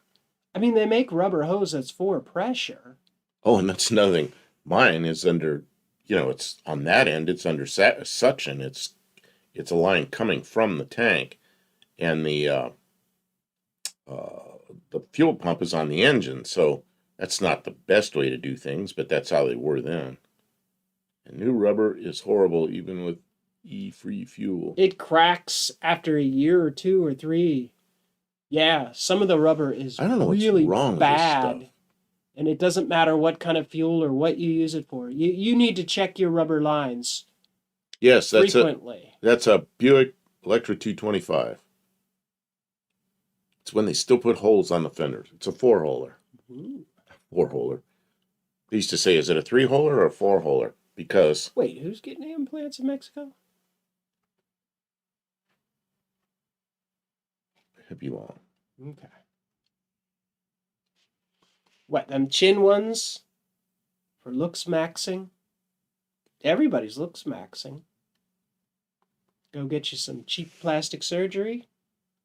You have Brazilian butt lift and some chin implants. Jim Jefferson, welcome. You'll be the ultimate Chad. Who? Tim Jefferson, somebody new. Tim, Oh, God, welcome in, welcome. Tim. We're talking about cars from 1967. Or any other cars. Yeah, and being problematic and troublesome. So, before it gets too late in the evening, what are we going to do next week? Oh. I want a suggestion for next week. Guys, think of what we're going to do. Somebody decide what we're going to do for next week. Mike says, Giga Chad. That's right. That's why Hippie Long's getting implants. You're talking almost all the Mopar and then you say guys. That's because it's mostly guys. Okay. So, but it's the gender neutral, gender non-specific form of guys. Okay. So, but it's mostly guys. Let's see.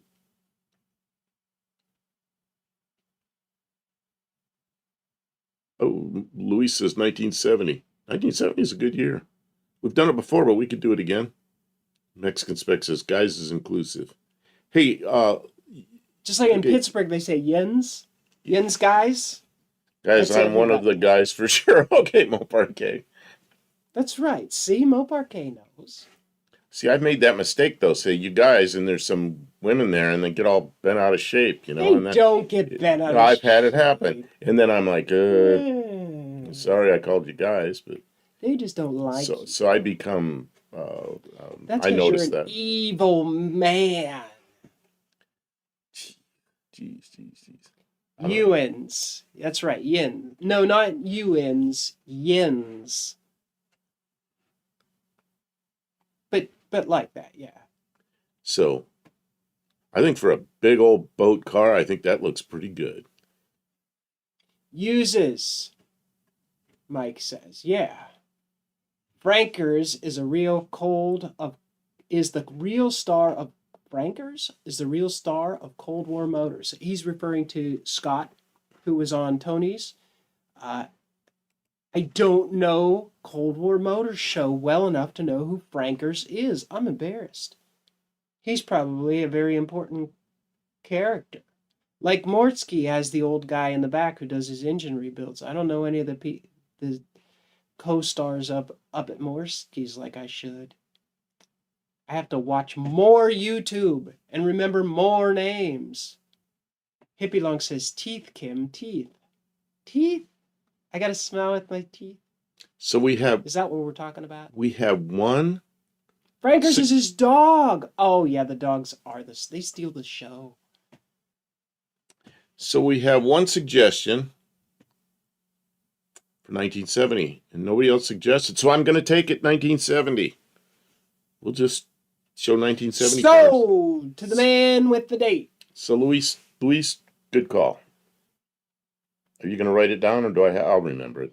Okay. That's the year I got my driver's license. That is the year I got my driver's license. I'll never forget that year because it was fun. How long had you been driving before you got your driver's license? Oh, not much. My parents were very, very... I drove for 2 years before I got my driver's license. They were very, very, very strict. I started driving when I was 14. I'd go out late at night and drive the car until I got caught. That was bad. I bought a 64 Ford before I had my license. My father went down to the dealer and drove it home.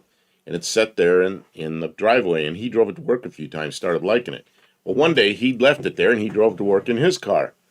So I got in my car, and I drove all the way down the long street. I drove down the street, picked up a friend of mine, and we went around the block or something. And then I drove back. Well, my brother was into photography, so he took pictures of me coming up the street in my car. And then he developed the pictures right there in his bedroom. He had the whole setup and then he sold me the pictures. Nice guy. So he made money that day. Sold you the pictures. Yeah. Threatened to rat you out if you didn't buy them? Yes. Oh, man. That's how you get shot in some places. Kevin says he got his license in 76.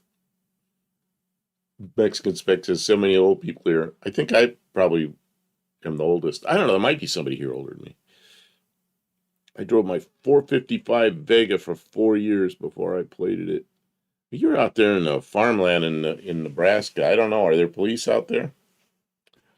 I assume there are.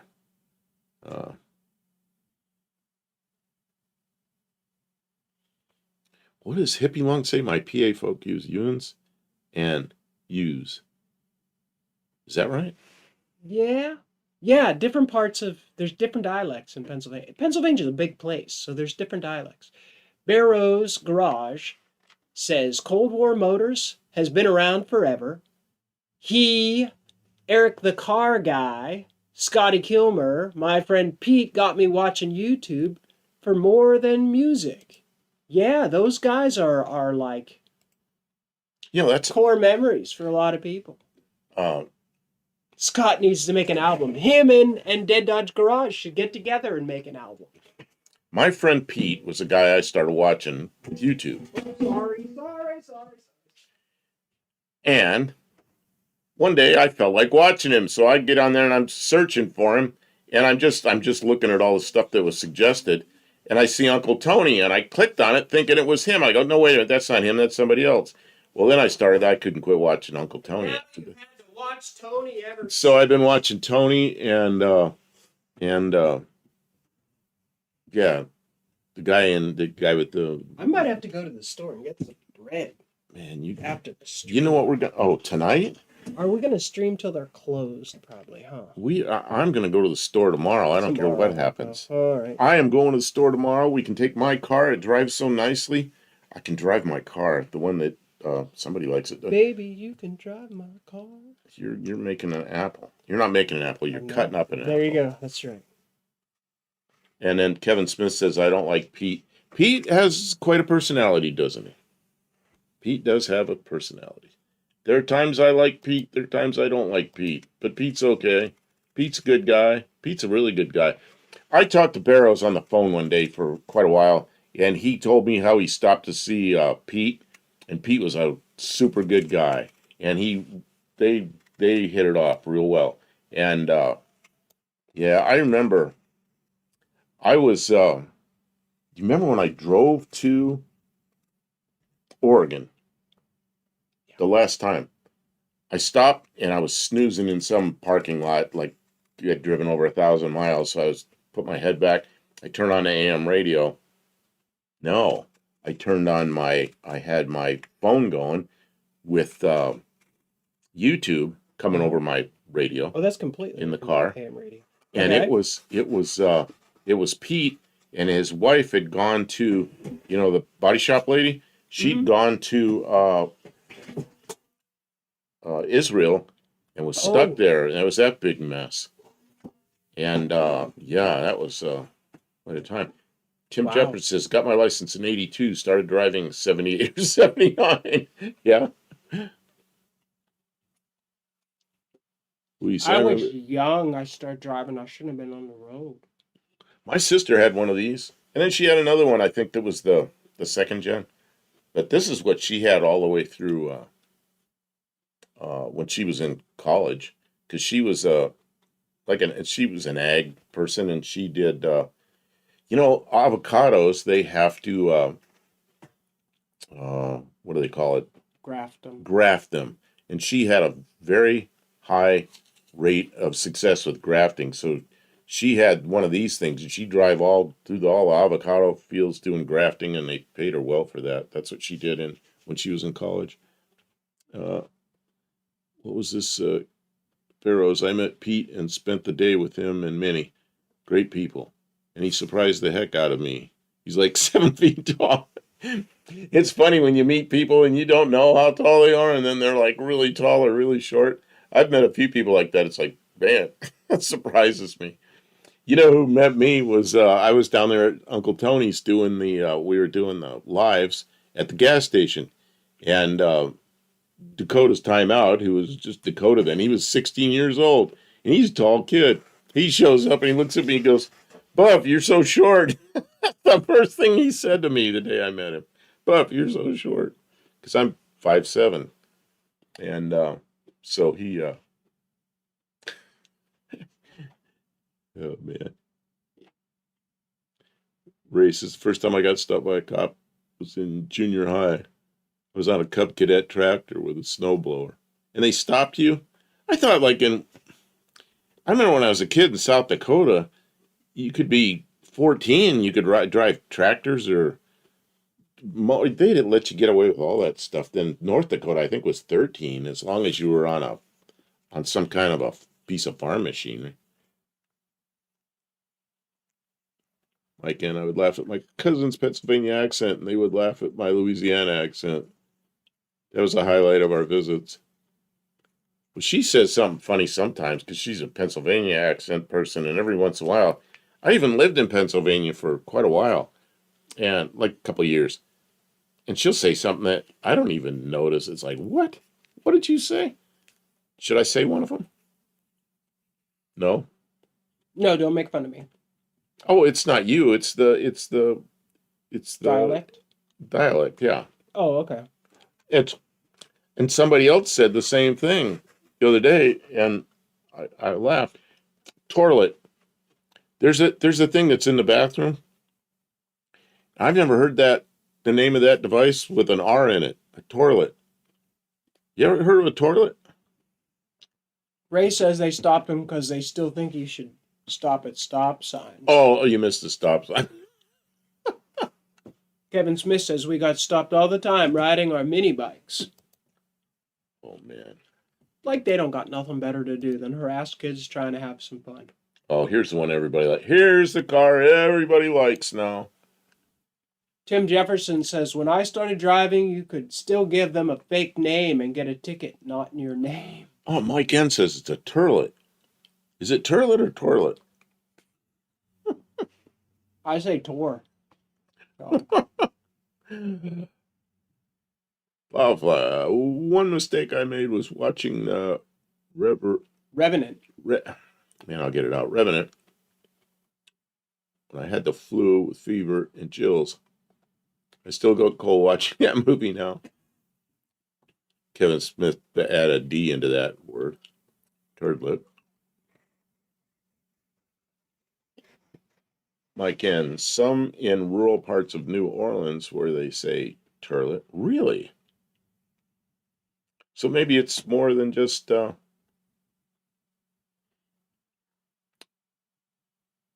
Ray? You say that too? Man, maybe it's more widespread than I thought. Like N, I say toilet. That's what I always thought. It was a toilet. That's how it's spelled. Rose, my second wife, was from Lancaster, PA. The way she said home always, oh, like, whom? Really? I don't know. That's what my cousins were from eastern Pennsylvania. And they said, like, whom? It was like, yeah, it was a strange thing. It wasn't home, it was whom. Junkyard D says, there's the Bronco, worthy of a 15K registration. Again, war. Perhaps, yeah. Go to China. That's where all our parts come from now? China? Janner. Worse is another one. Yeah. Oh, here's. I didn't really say worse. Is Dougster still here? But people did, but I knew better from a pretty young age. Look at that thing. Oh, that's a military Dodge Power Wagon. It does look like bigger than factory wheels, though. I think somebody put big wheels on it. I think somebody put big wheels on it. It looks good. Ray says that long seating in the living room. Couch, sofa, Davenport. I've heard all three. Oh, I said couch. What? Battery? I'm trying to think what. No, I said battery. I'm trying to think. Sleeper Dude creates his own language. I'm not surprised. Worshers. Yeah.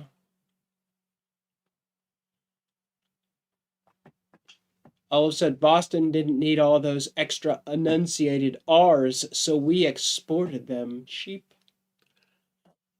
Who? It's somebody. This Power Wagon looks tough. Somebody here, and I think it already scrolled by, said they like the this one. Ray says 3/4 ton short box, not factory. No, it looks like somebody. I think somebody said they like the Scout better. I think a Scout's She had ones that had it had like a half of a 392 V8 in it as a 4-cylinder. That Scout's pretty light duty, isn't it? What's that, 4-cylinder motor in it? Yeah, but they had 4 cylinders or they had V8s in them. And Oh, they did? the Oh, 4-cylinder was a half of a, I think it was a half of a, excuse me, half of a 392 V8.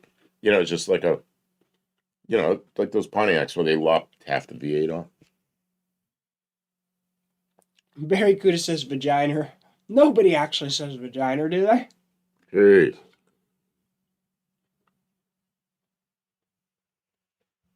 Yeah, I like these things. Look where the windshield wipers are. I forgot that. Oh, man. You know why? Why is that? Because I think that you can take the top off it. I think that windshield folds down. Folds down. See that thing on the hood, that little loop? I think that's where it connects. Yeah. Okay. Firefly. The international engines were a bit weird to set timing on. Man, there was a guy next to my second radiator shop, and it was an electric shop. They sold a lot of batteries. It was basically a battery shop, but he also had tow trucks, and his tow trucks were internationals. So, yeah, he was really into those. I remember one day there's a Ford truck towing an international up the street. They had a real short, like a rope or a chain or something. He points, he goes, look at that international pushing that Ford up the street. Tim Jefferson says he found a legit Davenport in an old house once from the Davenport Furniture Company. Well, that's Really? why they called him a Davenport. Davenport is a place in Iowa, isn't it? Iowa? Where's Davenport? I don't know. I think it is. They must have made furniture. Races. I had a classmate with Scout about that year, had a 304. Yeah, I think they had 304 V8s, or they had that weird 4-cylinder. I think my sister had one with a 4-cylinder and one with a 304 in it. But her second one was the second gen. It looked different than this.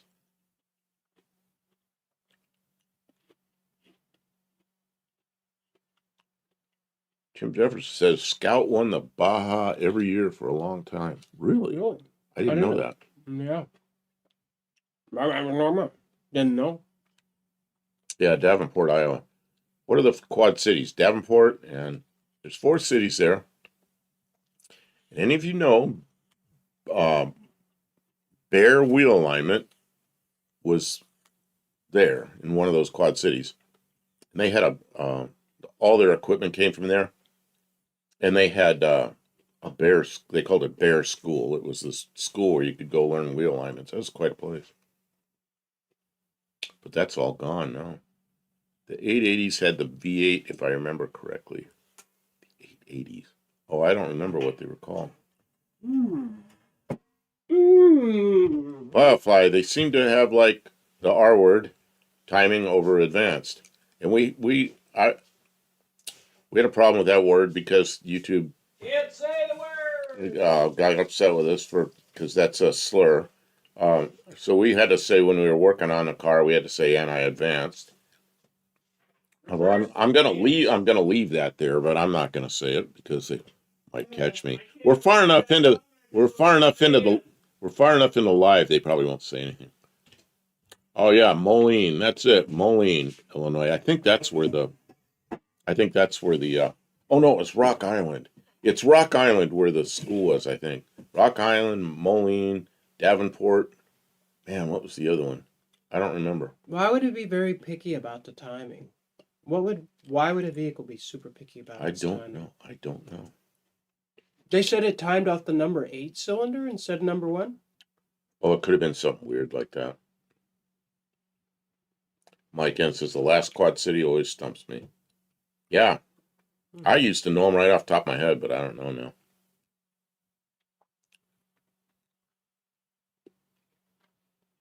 Very good. A friend's mother came from Davenport. His father met her there studying to be a chiropractor. And John Deere's headquartered there? I thought John Deere was in Tennessee. I thought they were in eastern Tennessee. Maybe I'm wrong. Because our little John Deere putt tractor Came from Ba-da-ba-da-ba-ba-ba-ba-da. before all the John Deere problems. It's just a simple little tractor, no electronics. Yeah. It came from Tennessee. So I just thought they all came from there, but maybe not. It's a good tractor. You don't put a lot of hours on it though. No, that thing's It'll last a long time like that. yeah. We're real easy on that tractor. I thought I had some other pictures here that were. Oh, that's like huge. Oh, is Ray taking off? He says, "Hope everyone has a good evening." Oh, Ray's taking off. Well, thanks for coming by, Ray. It's good to have you here. We appreciate you, Ray. Mr. 59 Chevy and Mhm. Corvair. Man, I want to see that Corvair. Um, I know no, what you deer said, thin mowing. Kevin. There's a museum there.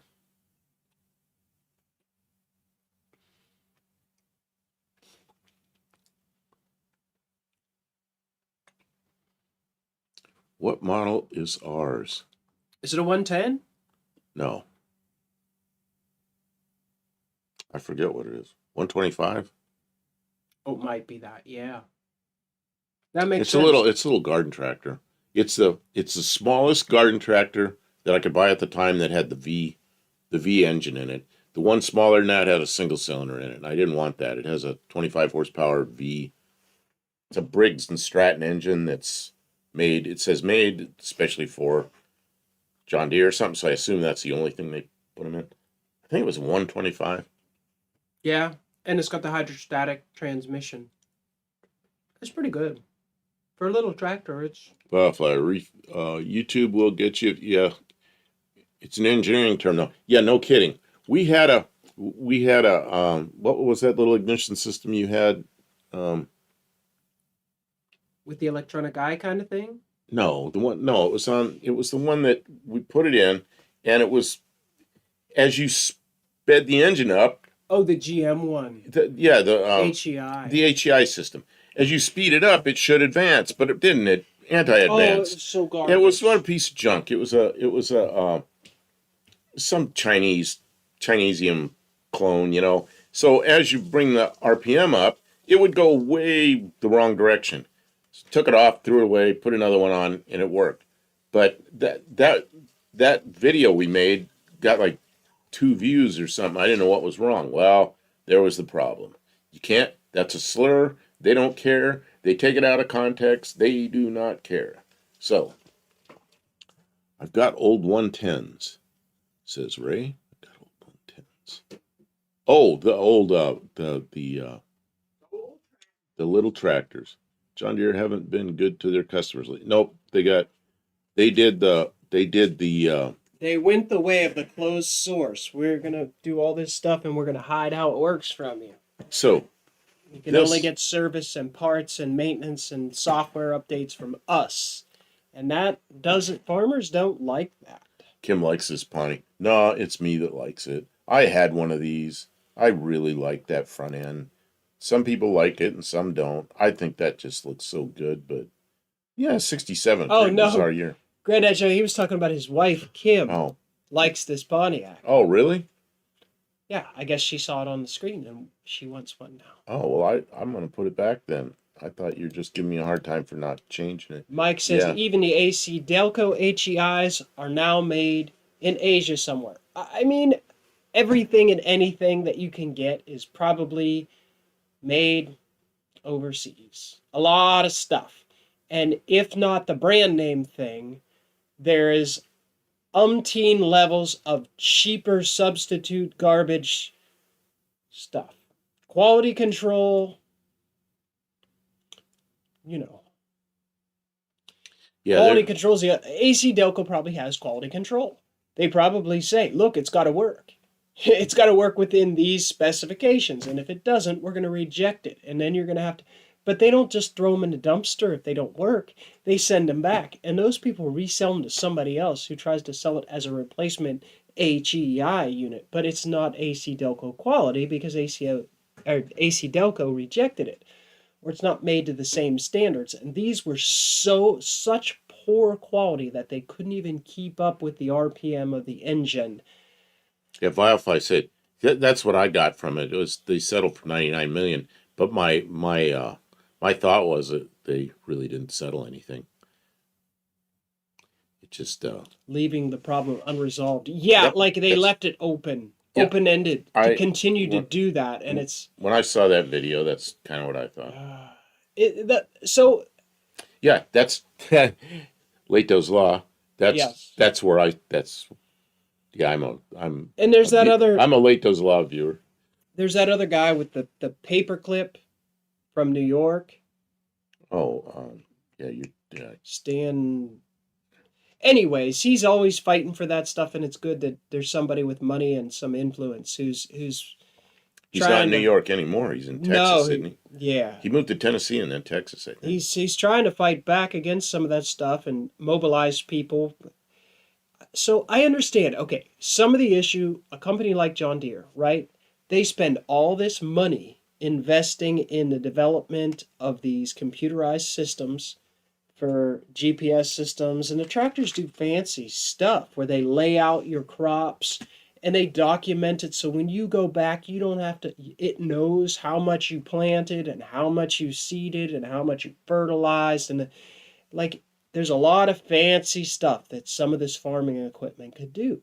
And the development of the software and the technology to do all that costs them a ton of money.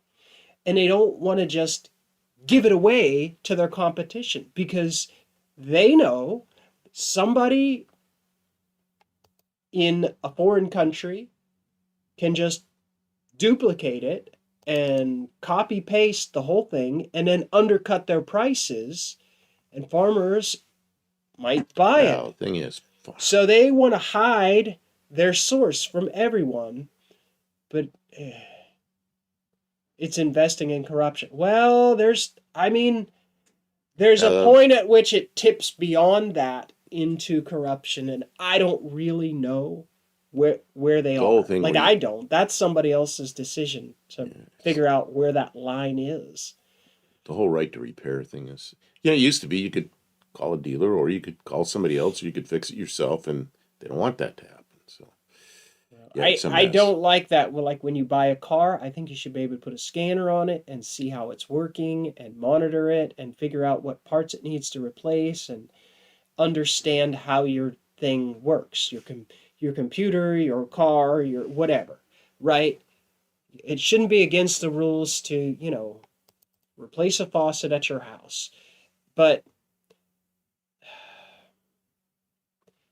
industrial espionage is one thing, sabotage is another. I mean, there's instances of that. There's people who work in security who are constantly looking out for sabotage and other. There's reasons for all of it. I don't know.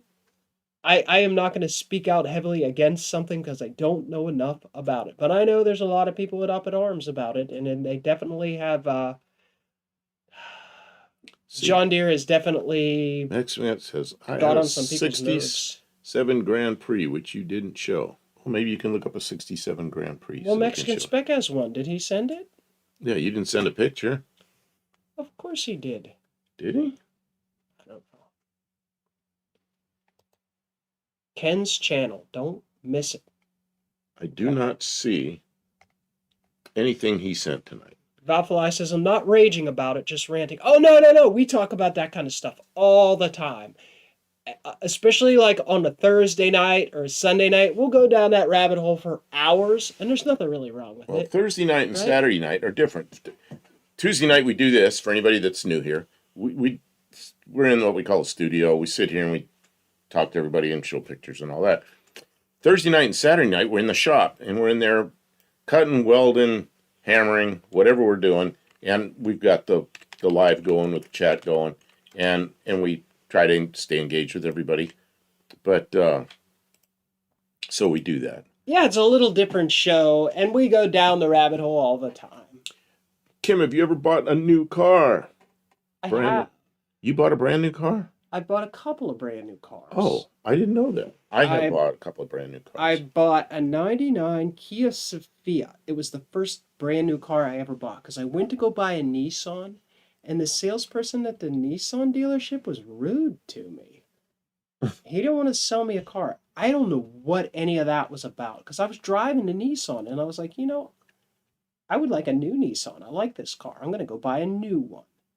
And they didn't want to sell me a car. They were rude to me and kind of, I don't know if they were trying to get me to like spend more money or something, but they were just rude to me. They didn't want to show me a car. I was like, this is the weirdest thing I ever seen. So I went to the Kia dealer and they set up finance or whatever. I got a Kia Sophia. It was purple. It was an all right little car. I didn't hate it. And then a couple years later, I traded in for a Kia Rio, and that was trash. It gave me nothing but trouble. And then the dealer was like, they didn't want to fix it. They didn't know how to fix it. So I kept taking it back. I had to lemon law the stupid thing, and I lost my shirt on that car. Oh, what a mess. I can't think of any other new cars that I've ever bought. I had 2 new cars. I had a 1974. Yeah, you can believe I bought a new car in 1974. Matador, AMC Matador, a bright red one. Kind of a cool looking car, I think. People either loved them or hated them. And then I bought a 2016 Mazda 6, which eventually got wrecked. And that was an electronic car. It had its electronic issues, but it was reliable.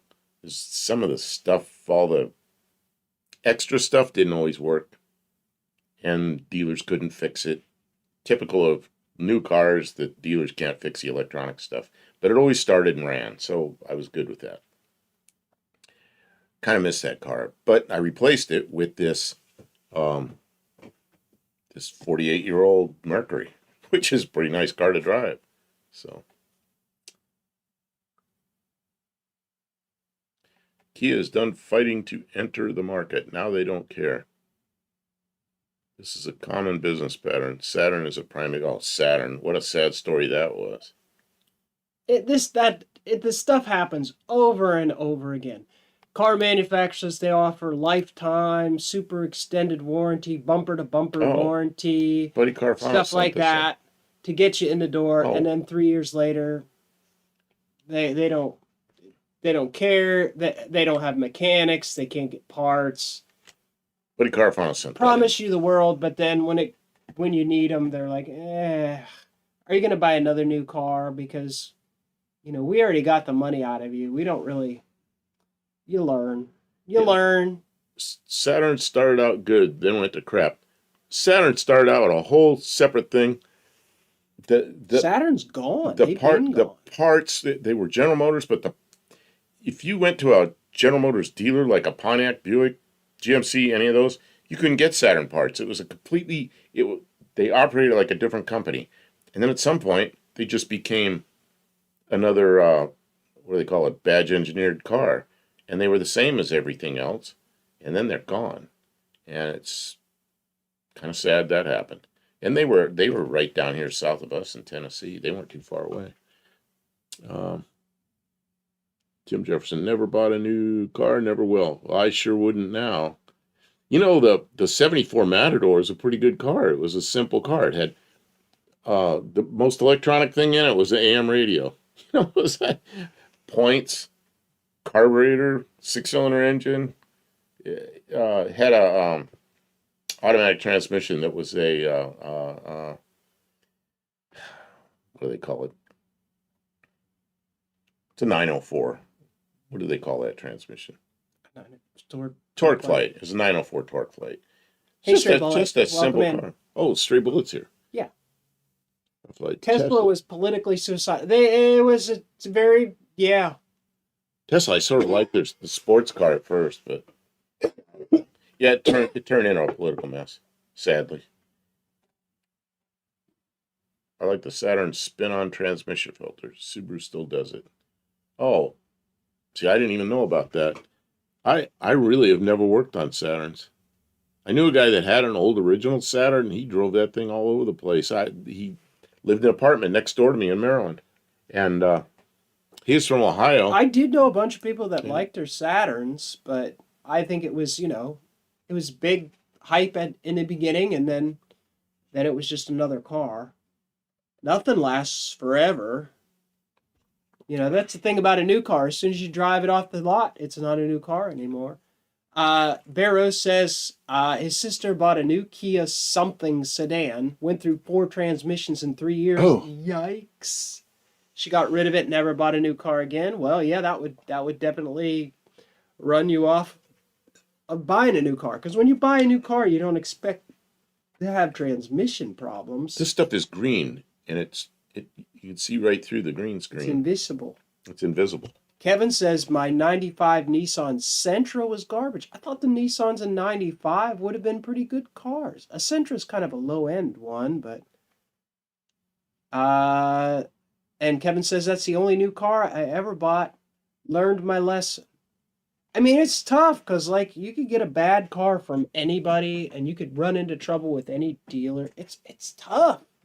It's tough. Oh, my God. Man. Buddy Carfano bought a new 96 Riviera, got hit by a drunk driver on the way home from the dealer, totaled with 20 miles on it. Good God. When I was a kid, I had friends that bought a 59 Ford.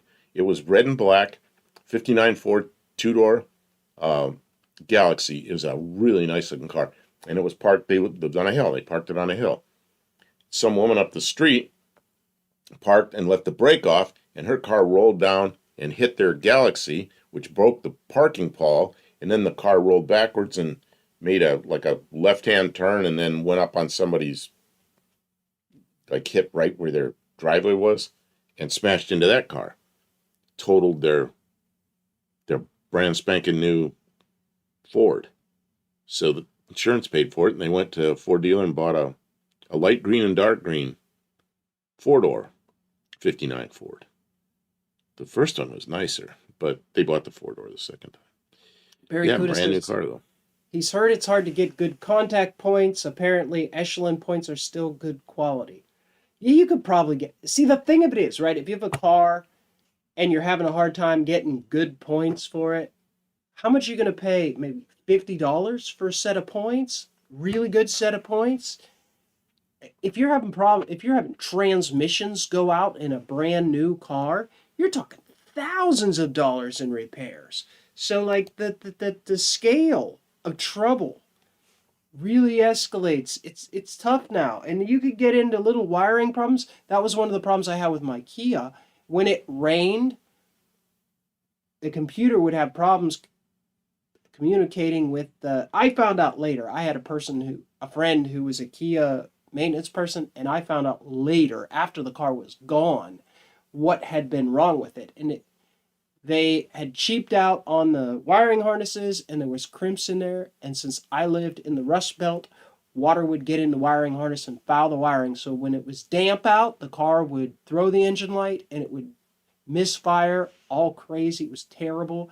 And the car would have needed a whole new wiring harness to potentially run properly. And the dealer knew that, and they didn't want to make that repair because they couldn't get a bettering wire. They could just get another bad wiring harness is all they could actually get. So they didn't want to deal with it. And I forget why I had to tell that whole story. Craziness. Bad. Oh, and that car wasn't even that complicated yet. That was 2001.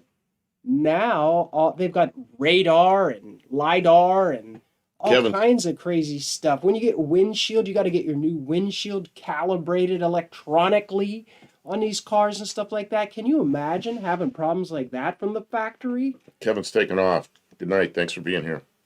Hippie Long had an 89 Colt, $64.99 off the lot. Computer broke on the way home from the ditch. My brother had one of those Colts. It wasn't a bad little car. Little 4-cylinder, very economical. Man. His sister had an 89 Colt 4-wheel drive wagon. She put 342,000 miles on it. See, she probably thought it was a good car. Computer broke on the way home. Man. Quality control is... Wow. 89 Colt 4-wheel drive wagon. She put 342,000 miles on it. Nothing wrong with that. Barrows. We did a 60,000 or so on a 72 Chevy K10 for a guy. He took it straight from Us to Big O Tires, 30 miles away for tires, and lost both rear tires leaving their lot and totaled the bed. What did you send him out with no lug nuts? Man. Mike N says Mercedes-Benz with their biodegradable wiring harnesses. Oh, that was a disaster, wasn't it? I had friends that had those things. Well, Dodge was making wiring harnesses with soy sheathed wires, and the rodents couldn't get enough of them. They just chewed them up. So back in the shop, it came on Big O's dime. Well, at least they took care of it. Man. Well, how long are we going to go here tonight? We're 2 hours and 19 minutes into it. I don't know. I was talking, but I could be done. My throat's starting to hurt. I'm actually getting over that cold that I had, but Soybean-based insulation. My say that, yep. Oh, we had that problem. We had 2 trucks that I got for real cheap because the wiring harnesses were all chewed up. I had a problem in aircraft. Rodents would get up in the structure and chew stuff. We had it in buildings out in Yuma at the test site. They get in there and chew. They get behind we have these big consoles with computers. They get up behind there and chew all the wires. Come in the morning and nothing would work. Yep, same problem. I did have my entire car painted under warranty on my 88 Beretta GT. They did a great job. Well, that's good.